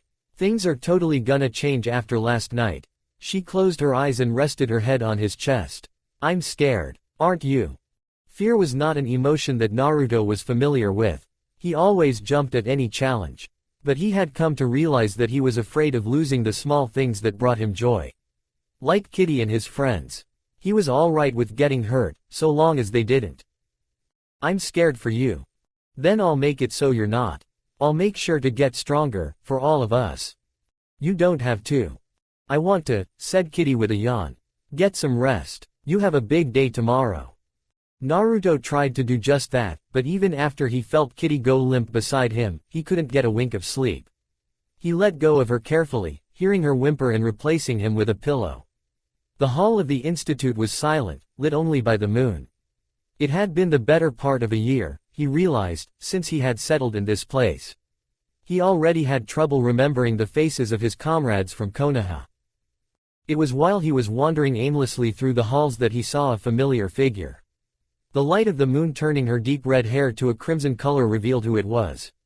A weight settled on his stomach and he turned back around. He didn't want to see Jean angry again before leaving. Naruto. She called but he kept walking. Naruto, please stop. The voice in his head came with a feeling of warmth. The connection between them didn't seem to be getting any weaker. Quite the opposite in fact. He could feel her sadness, her fear, and especially her regret. His body stopped moving, slowly turning back to see Jean. The whiteness of the moonlight made her sad eyes sparkle like emeralds and it made Naruto's heart clench. He didn't want his last memory of her to be anger, but sadness was just as bad. Hey, he muttered when he reached her. Jean gave him a nervous smile. Hey yourself.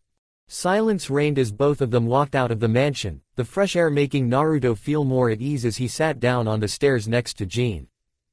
I'm sorry I made you angry again, Naruto muttered. Jean let out a humorless chuckle. I'm not angry at you, Naruto, I'm just scared. He could feel it coming out of her in waves. She nodded. Yes, scared, terrified even, of what's to come, and what's happening to us. We were just supposed to be students, normal people who were born different. We were being trained to handle our gifts, and fight only as a last resort, but now, it feels like we're being thrown into a battle. That's not what I want, for you, for me, or for anyone. I want everyone to graduate from school, go out into the world, become doctors, engineers, lawyers, find love, grow old, and live in peace. Not to become soldiers in a war we didn't choose. Jean took a breath and looked at him. It's not something that you can understand, can you? She questioned, though not accusingly. Naruto shook his head. I've never been afraid of a fight. In my village, greatness can only be achieved through military power. As someone who can manipulate chakra, I was always going to be a shinobi, and I grew up admiring the Hokage. I always knew that the only way to become someone important was through battle. I know. I've seen enough of your memories to realize that. The way you grew up is, if you'll forgive a pun, alien to me. She closed her eyes and sighed. But it's not my place to judge. And I can't find it in myself to be angry at your actions. You wanted to protect us. I just wished it hadn't come to this. I told you before that I'll do anything in my power to keep you safe. If someone has to be a soldier so you can grow up to become a doctor, then I'd rather it be me. I'll fight for you even if you hate me for it. Jean looked at him silently for what seemed like an eternity, even her feelings were hidden from him. Finally, she touched the golden necklace he'd gifted her and laughed. You really are stubborn, aren't you? Is that a bad thing? I'm still deciding that, she responded with a lighter tone. After another moment of silence, her eyes turned serious again. Naruto, there's not much I can do to help you. But there's something I've been meaning to show you for some time. I just wasn't confident enough until now. Naruto waited for her to do something, but instead, it was her voice that made his eyes widen. I'm going to teach you how to learn things with your mind, she declared, but not in English. She was speaking in his language. You can speak like a shinobi. I've been able to for some time. How do you think I was able to learn about your memories? Really? How did you learn it? It must have taken you months. Jean shook her head. It didn't. I learned it instantly. Naruto gave her a confused look. What do you mean? With my mind, silly. It'd be too hard if it was another way, Jean responded with a smirk. Now, don't go on another rant about how mind powers are a hassle and listen to me, Mr. Shield. You still haven't been trained to fly the Blackbird, right? Well, you're going to learn right now. Naruto gave a grin as Jean quickly coached him on how to use this new ability to absorb another person's knowledge. It was so easy to learn things from Jean, far more than with Professor Xavier, especially after the link they'd formed. It took only an hour until he got all the information he needed on the controls of the Blackbird. He doubted it'd be as easy as it seemed to fly it, but at least the theoretical knowledge had been absorbed. It did leave him slightly tired now, and he could only think about going back to Kitty in his bed. Thanks, Jean, he said, suppressing a yawn. I don't know how I'll be able to repay you for it. I'm afraid if I try to do anything to thank you I'll mess it up again. For once, I'd like to make you happy instead of screwing things up. Green Eyes looked at him sharply. Naruto, you don't screw things up. If you hadn't done what you did, you wouldn't have been you, said Jean. Her green eyes turned soft. You're not the type to let people suffer injustice. That's who you are. It frightens me, to be honest, seeing you jump into danger without a care for your own safety. Her fingers grabbed his hand gently. But if I tried to change that, you wouldn't have saved all those people. You wouldn't be doing everything in your power to protect us. Naruto chuckled. Sorry I couldn't be what you wanted me to be. Don't be sorry. You don't have to make anything up to me. I can't change you, I don't want to change you. Just like you can't stop me from worrying about you. What do you want then? She gave him a sad smile. I want you to stay safe and come back to us. That's a promise I can definitely keep, he replied with a large grin. The next day, Naruto was the center of attention. Everybody helped him get packed before breakfast was served, which had been cooked with extra care by Jean and Rogue. All of the new mutants had offered him luck, Aurora had given him some special herbs to remind him of home, and even Kurt gave him a cross like the one he constantly prayed to. Despite not sharing his religion, he took it graciously, knowing his friend did believe in it and wanted to offer him luck. But the best present came from Kitty when they were back in his room. Look, she said, holding a black leather wallet. I bought it for you when we were shopping. Felicia said it'd be just right for you. Naruto grabbed it with a grin. Gamma-chan would always be dear to his heart, but it was better for holding Ryo than dollars, and it didn't have places for credit and debit cards, something completely unknown to his planet. Thanks, pretty kitty. Kitty giggled. He was definitely going to miss her laughs. Go on, open it. When he opened the wallet, he immediately saw that there was a photo already placed inside. The memory came to him as if he was reliving it. It had been their first date together, though it wasn't technically a date yet. They had gone just when there was a promotion for couples and the waitress had snapped a surprise photo. They both looked quite awkward in the picture, but now it brought a wide smile. Holding her shoulders gently, Naruto leaned down for a long kiss, the last one he was going to be getting for some time. I'm going to miss you. A lot. I know. I'll miss you too. They were all waiting for him outside the mansion. Now that he was seeing them all together, he realized just how much he was going to miss them. At least Logan would be coming with him, the old grouch. He approached the New Mutants first. He didn't even have to try to get their attention now. I'm proud of all of you, he said, nodding his head. You acted like a true team, worthy of taking on those who would threaten our home. I will grant you the privilege of choosing your codenames. Tell me all about them when I come back. He followed by giving a firm handshake to Scott and the professor, both of whom gave their blessings and wished him luck. He walked next to Kurt to also shake his hand, but he gave him a brotherly hug. May the Lord watch over you, mein Freund. Naruto gave his thanks and went to Rogue. I'm sorry that you'll have to wait a bit longer for that seal. She gave him a smirk and a hug. Don't you worry about me, ninja boy. Just come back home as soon as you can. Don't keep a girl waitin'. Next was Aurora, who also gave him a warm hug. It'll be harder without my second in command. Naruto let out a dry chuckle. I'm not sure I'm deserving of that position anymore. Yes you are. If you were undeserving, you would have skirted responsibility, sent someone else to do what you're about to do. You grow, adapt, and learn by making mistakes. I would have no one else. Wanda was looking far better this morning, her hair once again a vibrant auburn and the bags under her eyes were gone. You're going with S.H.I.E.L.D., I'm going with Miss Harkness. We may change a lot when we meet again. I'll still call you my friend, replied Naruto, giving her a hug. She stiffened slightly before awkwardly returning the gesture. The emotions he caught from her were no longer of fear, but hope. Kitty gave him a final hug and just a chaste kiss on his lips. Don't hurt yourself too much. I'll try not to. Lastly, there was Jean. A small smile was on her lips. He was grateful that he wouldn't be taking the memory of an angry or sad face with him to the military.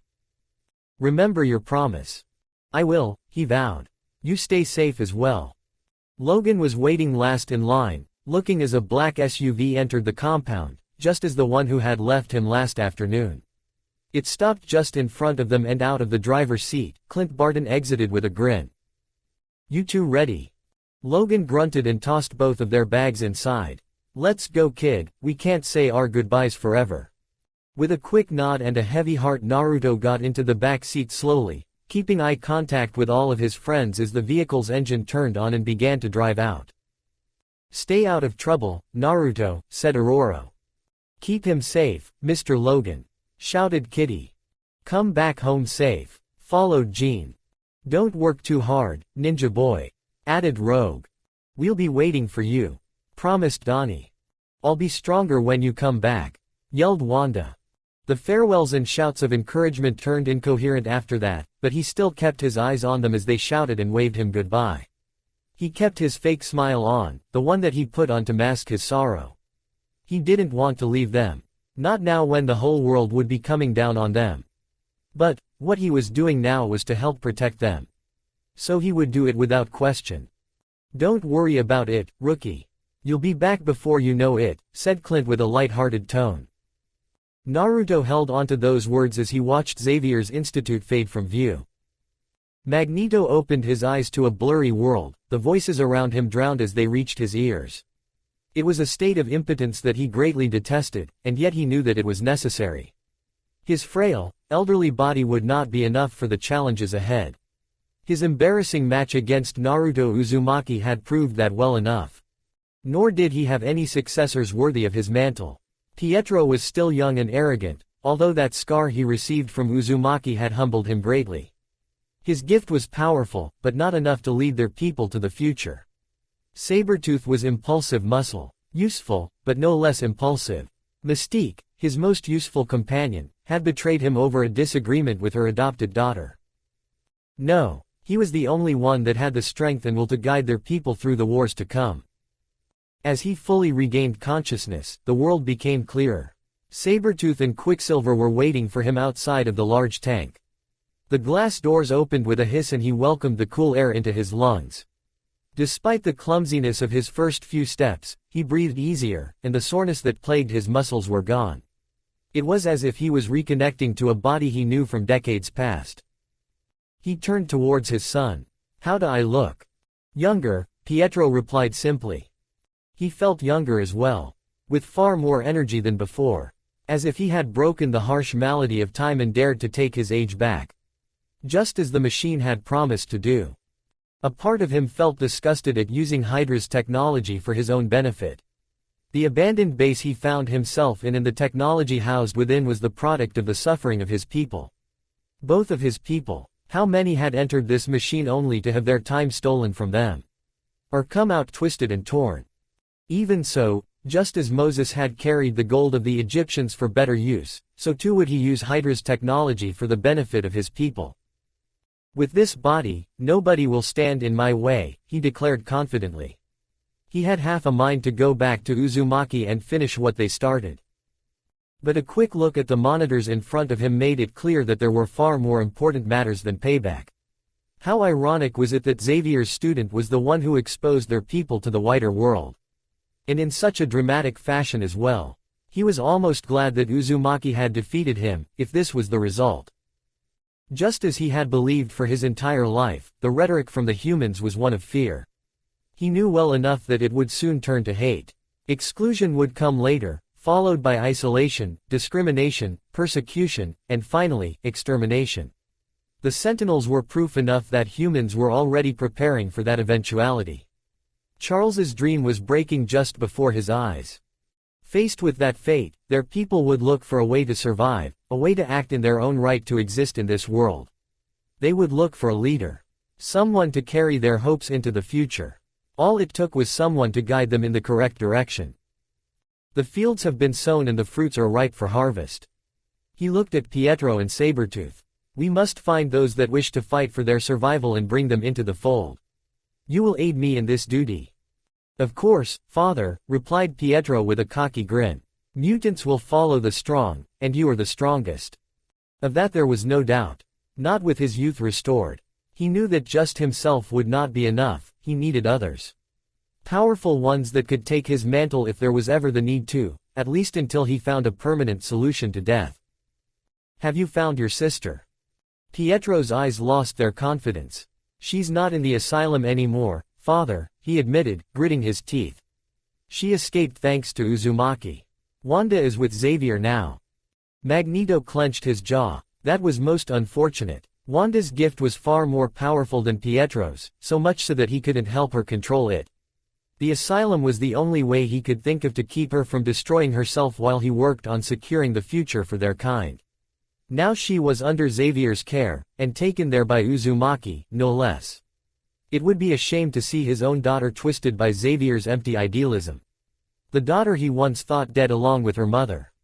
Suddenly, he was reminded of the one he found comfort with in his time of weakness. He didn't think much could have come from his time with Susanna Dane, and yet he couldn't stop wondering about it. Once, he had thought Magda had taken Wanda and Pietro to the grave with her, but he was proven wrong. He would have to look into it. Let us not waste time. There are followers out there waiting for a leader. Make them know the name of Magneto, he ordered. The future was so clear that he could see it. He looked down to his arm. The tattoo had almost faded now, but it was still fresh in his eyes.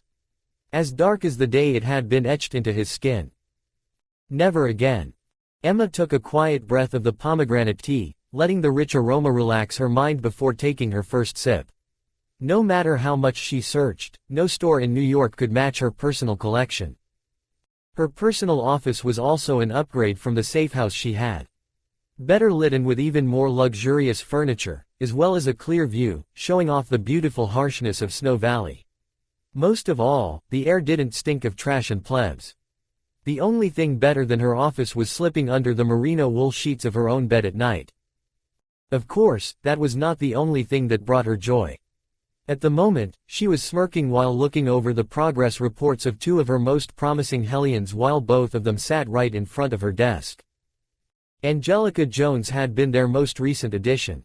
Accepted into her school only a week before she went to New York. The redhead had the gift to harness and manipulate microwave radiation. An extensive look at her lineage had revealed a proper bloodline from Wales, with no inherent defects or recessive genes. The only true flaws she had were her low self-esteem, a product of being bullied by her inferiors. The girl next to her was the complete opposite. Jennifer Stavros hailed from a particularly gifted lineage that originated from Macedon, the land of Alexander the Great. Her powers allowed her to create discs that would grant terrible luck or good fortune. She almost always preferred to bestow the former. Emma had been witness to her viciousness firsthand. Angelica, Jennifer, I wish to congratulate you for your hard work during my absence. I'm pleased that you have studied hard and improved the handling of your powers. Such dedication deserves merit and rewards. Angelica tried her best to hide her shy smile, but she was betrayed by the reddening of her pretty cheeks. Jennifer did not even try her smug grin. I did my best for you, Ms. Frost, admitted Angelica. I'm glad I made you happy. You know I would never disappoint you. That's why you enrolled me, replied Jennifer. Before Emma could say any more, she was interrupted by a knock at the door. She could already tell that it was Tessa on the other side. Her knocks were quite calculated. Emma raised her voice to allow her in. Tessa, darling, glad to see you're back. She turned towards the two mutants in front of her. Girls, your manners. Welcome back, Ms. Tessa, they chorused, good and proper. Good enough. Sadism and shyness was something Emma could work with, so long as they had good manners. Emma took another sip of her tea, offering the teapot to Tessa. I believe your task was successful. Indeed. Tessa opened the case she had been carrying and laid out a mountain of files on her desk. This was as much data as I could collect to the best of my abilities. Grades, medical examination, family histories going back to written records, and I've added my own comments based on personal observation. Wonderful work, truly. Emma let her hands wander into the thickest folder and opened it, pleased to see it carry Naruto's name. Girls, she smirked, showing them Naruto's picture. What do you think? Surprisingly, it was Angelica that answered first. That's the maelstrom, isn't it? The one that was all over the news. Part of Xavier's Institute. He is indeed. He's cute, snickered Jennifer with playful eyes. Seeing the other names of the folders on her desk, she turned back to the girls. I'm afraid we must continue this at a later date. Keep improving, my darlings. Great things are coming our way. Angelica and Jennifer bowed gently as they walked out of the room. Once the door shut behind them, Emma turned back to Tessa. Well then, how has the situation been since our little secret was made public? Tessa adjusted her glasses before she began her report. The school is currently debating whether or not to allow mutants to return to class. Based on my calculations, the probability of Xavier's students being allowed back to Bayville High is close to zero. Expulsion would be for the better, Emma thought. Mutants were different from regular humans. The systems, laws, and customs of humans would not do for mutantkind. Emma grabbed the folders and slowly began to go through them. She had to admit that while Xavier's standards were lacking compared to hers, he still did not invite just any mutant to his institute. All of his students came from at least a decent genetic lineage, and some of them were truly superb.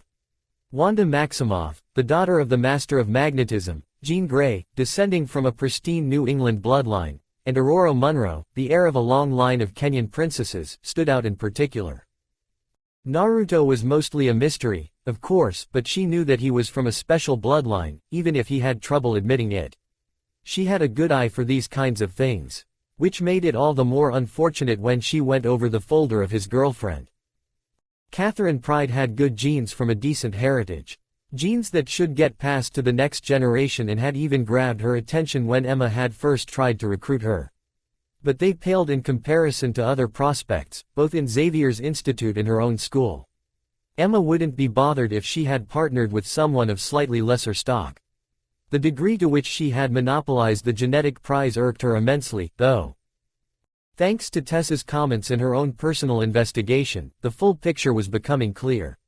Naruto had arrived at Xavier's school and immediately made friends with Jean Grey and Aurora Munro. From that friendship, Naruto developed a subconscious affection for both of them, especially for Jean. Unfortunately, Jean had subtly discouraged that affection. That's when Catherine came into his life, and even if they fell out, Anna Marie was just waiting at the sides to pick him up. Another one with decent genetics, but not the best, and with a serious flaw to boot. Both were quite attractive though, Emma admitted. Not as much as herself, of course, but still. She could understand Jean Grey in a certain way. Naruto was certainly immature, brash, and ready to jump into situations. But that was not being able to see the forest for the trees. Jean Grey and Aurora Munro were exceptionally well bred too. It's such a shame, she sighed. If it were up to me, I would have encouraged a more suitable candidate for a potential partner. It must be stressed that he is still a high school student. Emma waved the thought away. It doesn't hurt to plan for the future, Tessa. You out of anyone should know that. Tessa gave a nod, her face set in stone. Indeed, what I'm referring to are the changes in probabilities as the future strolls along. Especially with relationships at that age. If you are still uneasy about it, you can always find a way to extract some of his reproductive cells. Frowning, Emma looked at Tessa's glasses. Such a boring outcome. If that's the case, wouldn't it be more convenient for you to offer yourself? Since he already has your attention and trust. By the time he reaches adulthood, you will be at your peak fertility. Me, Emma scoffed, and ruin this figure. I'm merely offering a potentially beneficial, and easily achievable, outcome. Since you seemed highly concerned about reproductive gratification. Emma hummed and changed the topic. If Babel High does not allow Xavier's students to return to classes, then there is no further reason for you to continue as principal. You will resign and reveal yourself as a mutant, and you will offer your services to Xavier. You'll have far more access to information that way. Tessa gave a nod. Understood. Suddenly, there was a change in her mood. Her finger went to her earpiece. Emma, she said, voice turning even more serious, the Black King wishes to speak to you. Tell Shaw that I will pay him a visit soon. Emma, he's here. It didn't take long for Emma to feel Sebastian Shaw's presence getting closer with every second. She quickly hid the documents in a secret safe below the carpet just in time to sit down again. The Black King of the Hellfire Club did not even bother to knock on the door before he came in. She gave a look to Tessa and her most trusted friend exited the room, leaving both White Queen and Black King alone. Well, it's been a long time since we've spoken, Emma Frost. His voice was as slippery as his smile, and as strong as his imposing physique. Could you not have sent a message? Technology has done wonders to our ability to communicate. Shaw hummed humorously as he helped himself to an expensive bottle of gin and sat down on her favorite chair. I would not be so eager to trust modern communication if I were you, Emma Frost. Who knows who else out there might be listening in. My lines are encrypted. Shaw ignored her and took a sip of his drink. I'm not the only one who has noticed your absence. Every member has been wondering why you have been so difficult to reach in the school which we funded just for you. Especially when we expect many things out of this investment, considering recent events. Lying to Shaw would be a terrible mistake. Instead, Emma decided to muddle the truth. I was out doing my own business. Was I not told I was allowed to indulge in my own personal goals? Were we not all supposed to be equals? Shaw took a sip of his drink. You are correct in that, but your primary efforts should be for the benefit of the club, not your own objectives. We stand on the precipice of change, and we must ensure not only our collective survival, but dominance over the world to come. Our dominance, not yours. Do you not trust me to do what is right for our collective good? I trusted your abilities, Emma Frost. That is why I proposed your inclusion into our club. Whether I trust your character is yet to be seen. Equals we may be on paper, but in reality, you are still unproven, and these little absences are being noticed. Queen you might be, but I am the king. Do not forget that. A heaviness settled on Emma's shoulders, though she did not let it show. An unpleasant feeling she hadn't felt for a year came storming back. The feeling of being small and helpless. Of being less than others. If you need me to attend the meetings, then I will do so, and if you question my progress, then my Hellions will clear those doubts, Emma responded confidently. Shaw finished his drink and stood up, leaving the glass on her table. I'm glad we've been able to set things straight. Do remember that I was the one who convinced the others of your inclusion into the club despite your age, Emma Frost. Do not make me regret that decision. Prove to me you're more than a silly girl stripping for rent money, drawled Shaw, his voice both calm as the wind and hard as steel. Otherwise, I'll need to clean my own messes to save face. Emma kept her confident smile until Sebastian Shaw stepped out of her office, and kept at it until his presence was completely gone. Her hand immediately grabbed the empty glass in front of her and threw it viciously at the wall, shattering it into 1,000 pieces. Tessa didn't take too long to return. Emma was glad she did not comment on the mess she had made, or questioned her about the meeting. Do you need anything else? Aside from cleaning the accident. Efficient and straight to the point. That's why Emma loved her so much. Send in the rest of the reports on the Hellions and include comments on their progress. Tessa gave a single nod. As for business in New York, do you wish to put a halt to it? I could shut down our operations as soon as you wish. Absolutely not, Emma declared firmly. I want you to inform me the moment he returns, and I'll give you a list of things I want you to send to the New York safehouse as well. She pointed towards the expensive chair Shaw had been sitting on. And send someone to throw that to the trash. As soon as Naruto and Logan arrived at the base, they were greeted by Colonel Fury and Steve Rogers. Though it wasn't so much a greeting as an acknowledgement of their arrival. Uzumaki, you will follow Captain Rogers and Agent Barton to get yourself registered. After that you will be shown to your room in the barracks.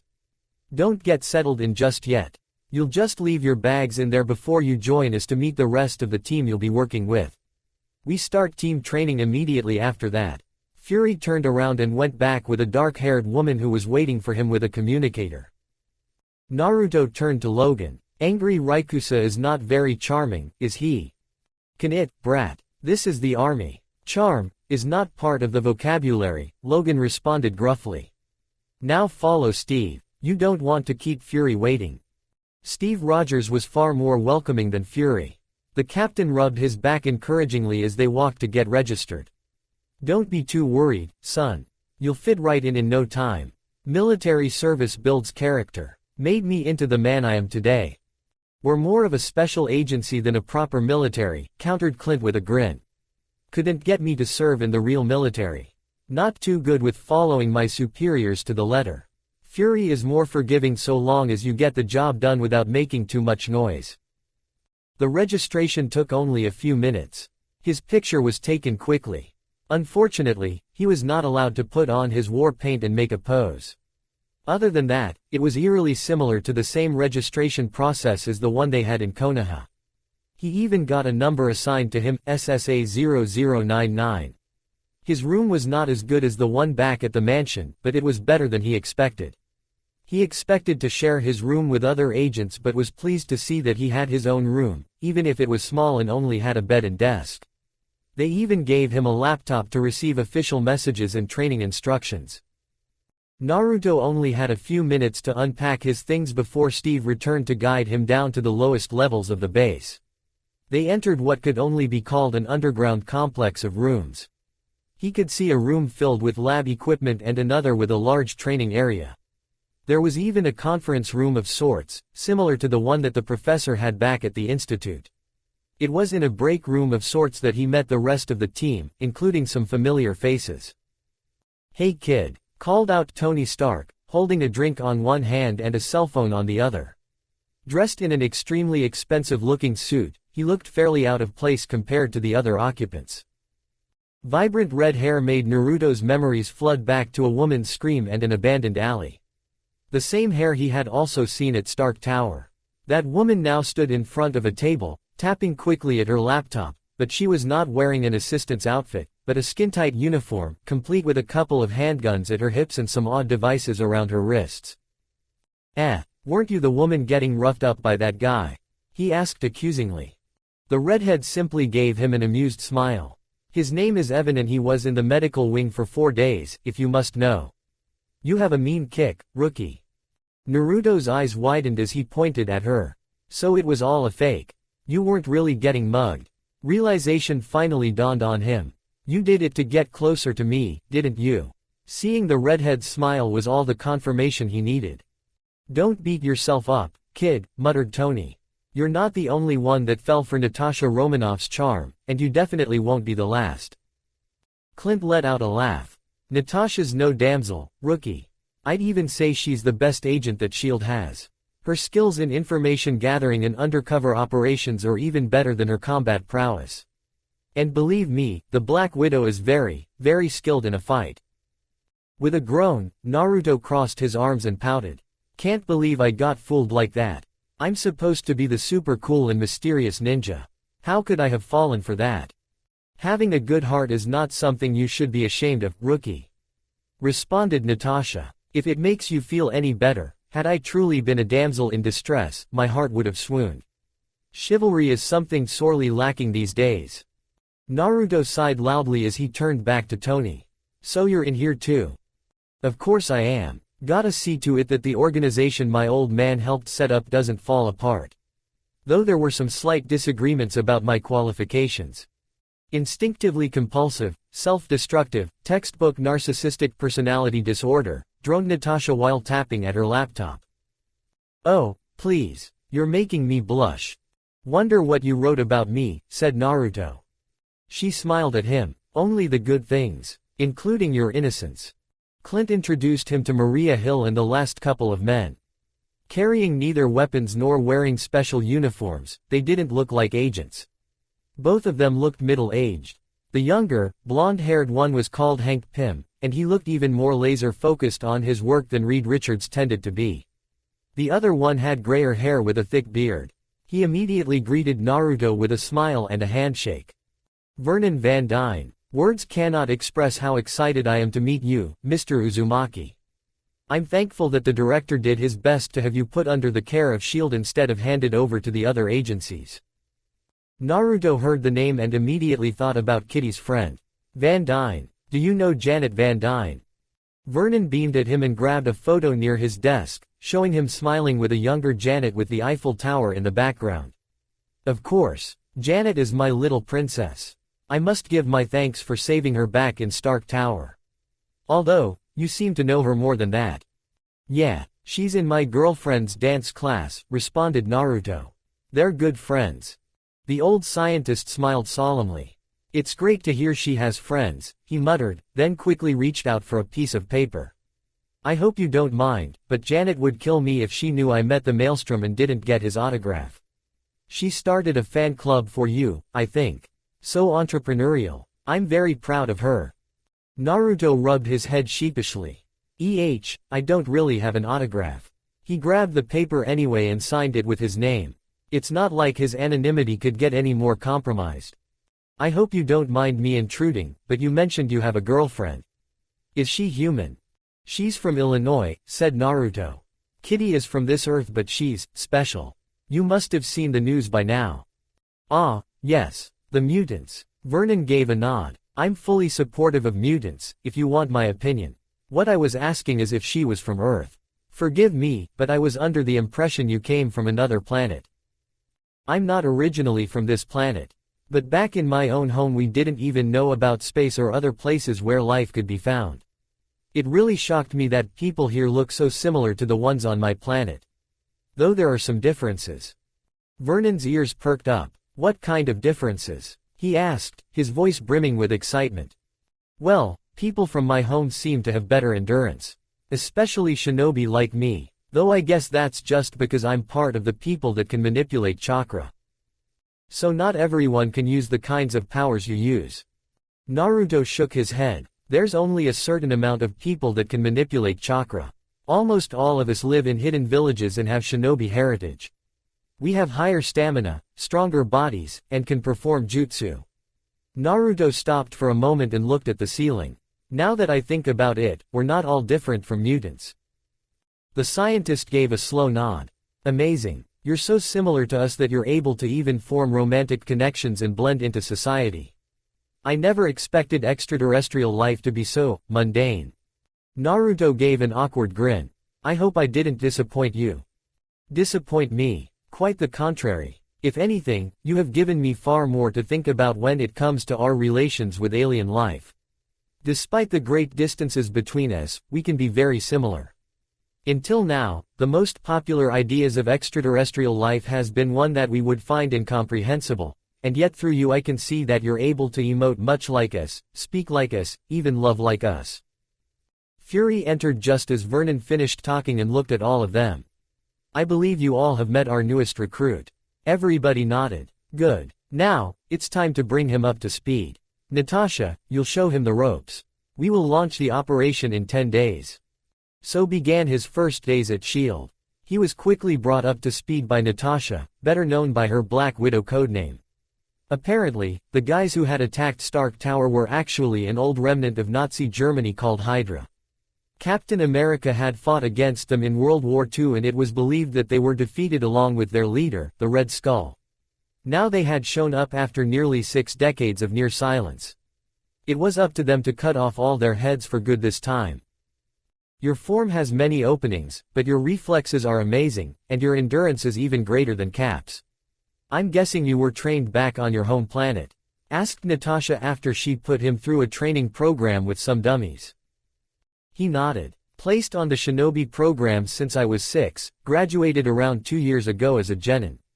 Didn't get further than that before I was sent here by my asshole best friend. But yeah, I've been trained to fight since I could hold a kunai. He saw Natasha's eyes fall just as he said that. She looked lost in her own thoughts. It seemed everybody had an odd reaction when he talked about his origins. She quickly recovered. Good to know I'm working with someone with solid foundations, she replied with a smirk. Here, let me fix your stance a bit. Follow my lead. Naruto soon found himself learning from her, and from Clint as well. Even Logan came and offered some pointers about the combat basics. Taijutsu had never been his strong point. He was always more of a brawler compared to other students.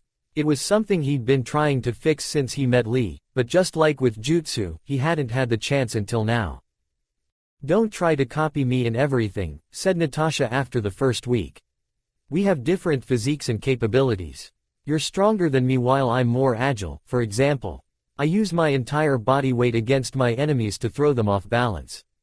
That's not something you need to trouble yourself with. Master the basics, then make your own style. Captain America and Tony Stark were gone for most days, so he didn't have a real chance to continue talking with them. Hank Pym was always buried in his work. The person he found himself talking to whenever he had some free time was Vernon Van Dyne. He tried to answer the questions as best he could. Vernon was interested in their technology and political system. So he told him about the Shinobi nations, the daimyo that served as the divinely appointed heads of state, and the 5 kage who wielded the true power. He told him of his life and village, of his friends, and of his sensei. The scientist also asked him what he thought about Earth, and how he had fit in with their society. Even if it was mostly questions, Naruto was always glad to speak to Vernon. It was clear that he loved the idea of extraterrestrial life almost as much as he loved his daughter. He wondered how Kitty was doing now, and if she was still friends with Janet. That was how he found himself on the last day of training, sitting down in the mess hall with his laptop in front of him, wanting to see if he could communicate with Kitty. Fury had made it clear that they would be boarding the Quinjets soon, to strike at Hydra at the same time in different suspected bases. Tony and Fury would take on the first while Steve and Clint would go after the second suspected base, leaving him and Logan with the third and final base. This was the last chance to get a message out. Thankfully, Naruto had taken Kitty's email address when he left, so before he sent anything, he made sure to add, Kitty Cat XP, as the recipient and started writing. Hey, rookie. You're being unusually non-hyperactive today, teased Clint. Naruto didn't get a chance to give a response before someone else spoke up. He's writing to his girl, grunted Logan. Hearing the hall erupt into snickers, Naruto slammed his laptop shut. No, I'm not, he responded defensively. Fury stood up and approached him. You do realize you're potentially leaking out serious information. All personal correspondence needs to be authorized before it can be sent. I'm not letting you read Kitty's mail. Now the snickers became loud chuckles. Naruto could feel his face heating up. Then don't send anything. You'll be back to Xavier's when you're finished with the mission. Keep everything within this base until then, warned Fury. Naruto sighed as he put his laptop away and continued eating. The others, however, were not all too keen to let him off the hook just yet. You have a girlfriend at your age. Huh, commented Steve. No, responded Tony with a mischievous grin. He has 2 girlfriends. Kid almost had a menage with both of them on my bed. Naruto swallowed his drink a little too hard and began to cough and sputter. Stark's bed. Was he talking about Rogue? And what the hell was a menage? 2. Seems your information is a little bit outdated, Stark, added Clint with a teasing laugh. Last time I checked, he had more than a few young ladies calling for his safe return with hearts in their eyes. Those are my friends, blurted Naruto. Can confirm. The brats are local Casanova. Our standards truly are low. Logan, he protested. Colonel Fury walked to them again and narrowed his eye at them. Finish your meals quickly and get ready for our missions, he ordered, and he walked off the hall, but not without adding a final comment. We have too many duties that don't involve Uzumaki's unorthodox lifestyle choices. Was it his imagination or did Fury actually smirk? That damned angry Raikusa. He was going to prank him so bad. 2 girlfriends. Things really have changed since I was put on ice, mused Steve. Naruto didn't think he was teasing. I don't have 2 girlfriends. He shouted. I only have Kitty. She's very sweet and I love her, thank you very much. He bellowed. The entire mess hall heard that and exploded into laughter. His face heated up again as he heard countless calls of, lover boy, as the agents finished their meals and left. The only people left at the end were Clint, Logan, Steve, and Tony. We should get ready, said Steve. Why? It's quite the interesting conversation, and I happen to be a bit of an authority on the fairer sex, teased Tony, waggling his eyebrows. I was young, once. Girls are the most important thing at that age, and still are at my age, really. An authority that doesn't have a ring on his finger, responded Steve. Tony chuckled. Come on, Grandpa. What's the point of being a billionaire if you don't have fun? Besides, my father told me that you were hopeless with girls. Still a virgin before you were iced. Steve frowned. There was no time in war for a proper courtship, Stark. These things are a bit complicated. Logan's voice interrupted them. There's no complexity to it.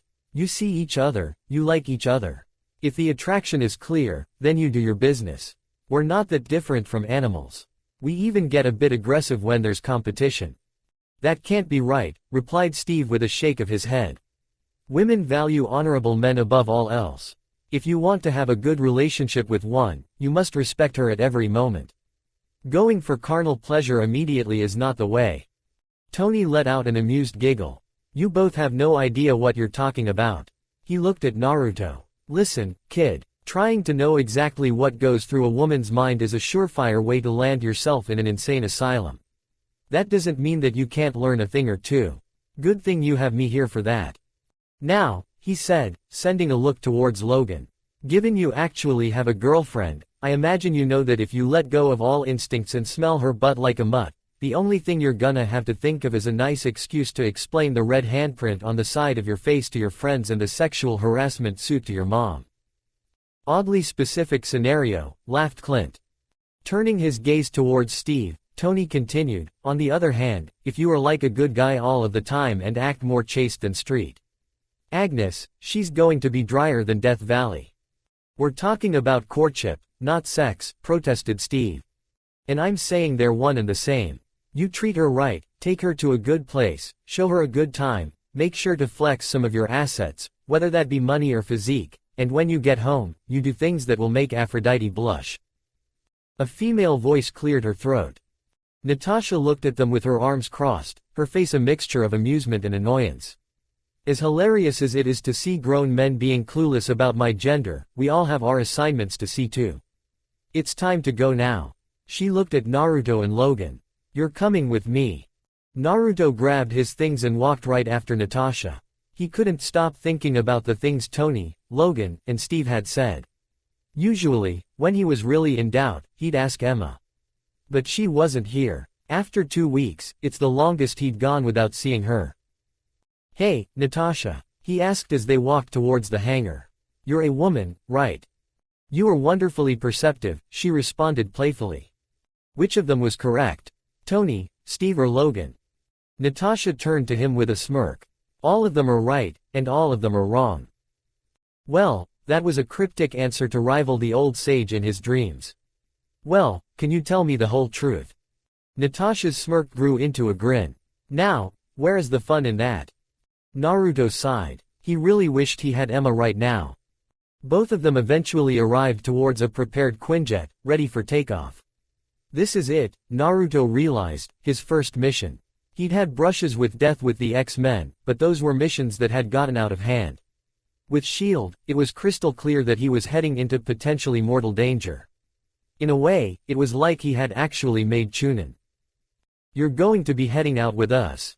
he asked Natasha, who was settling herself comfortably in the seat opposite to his.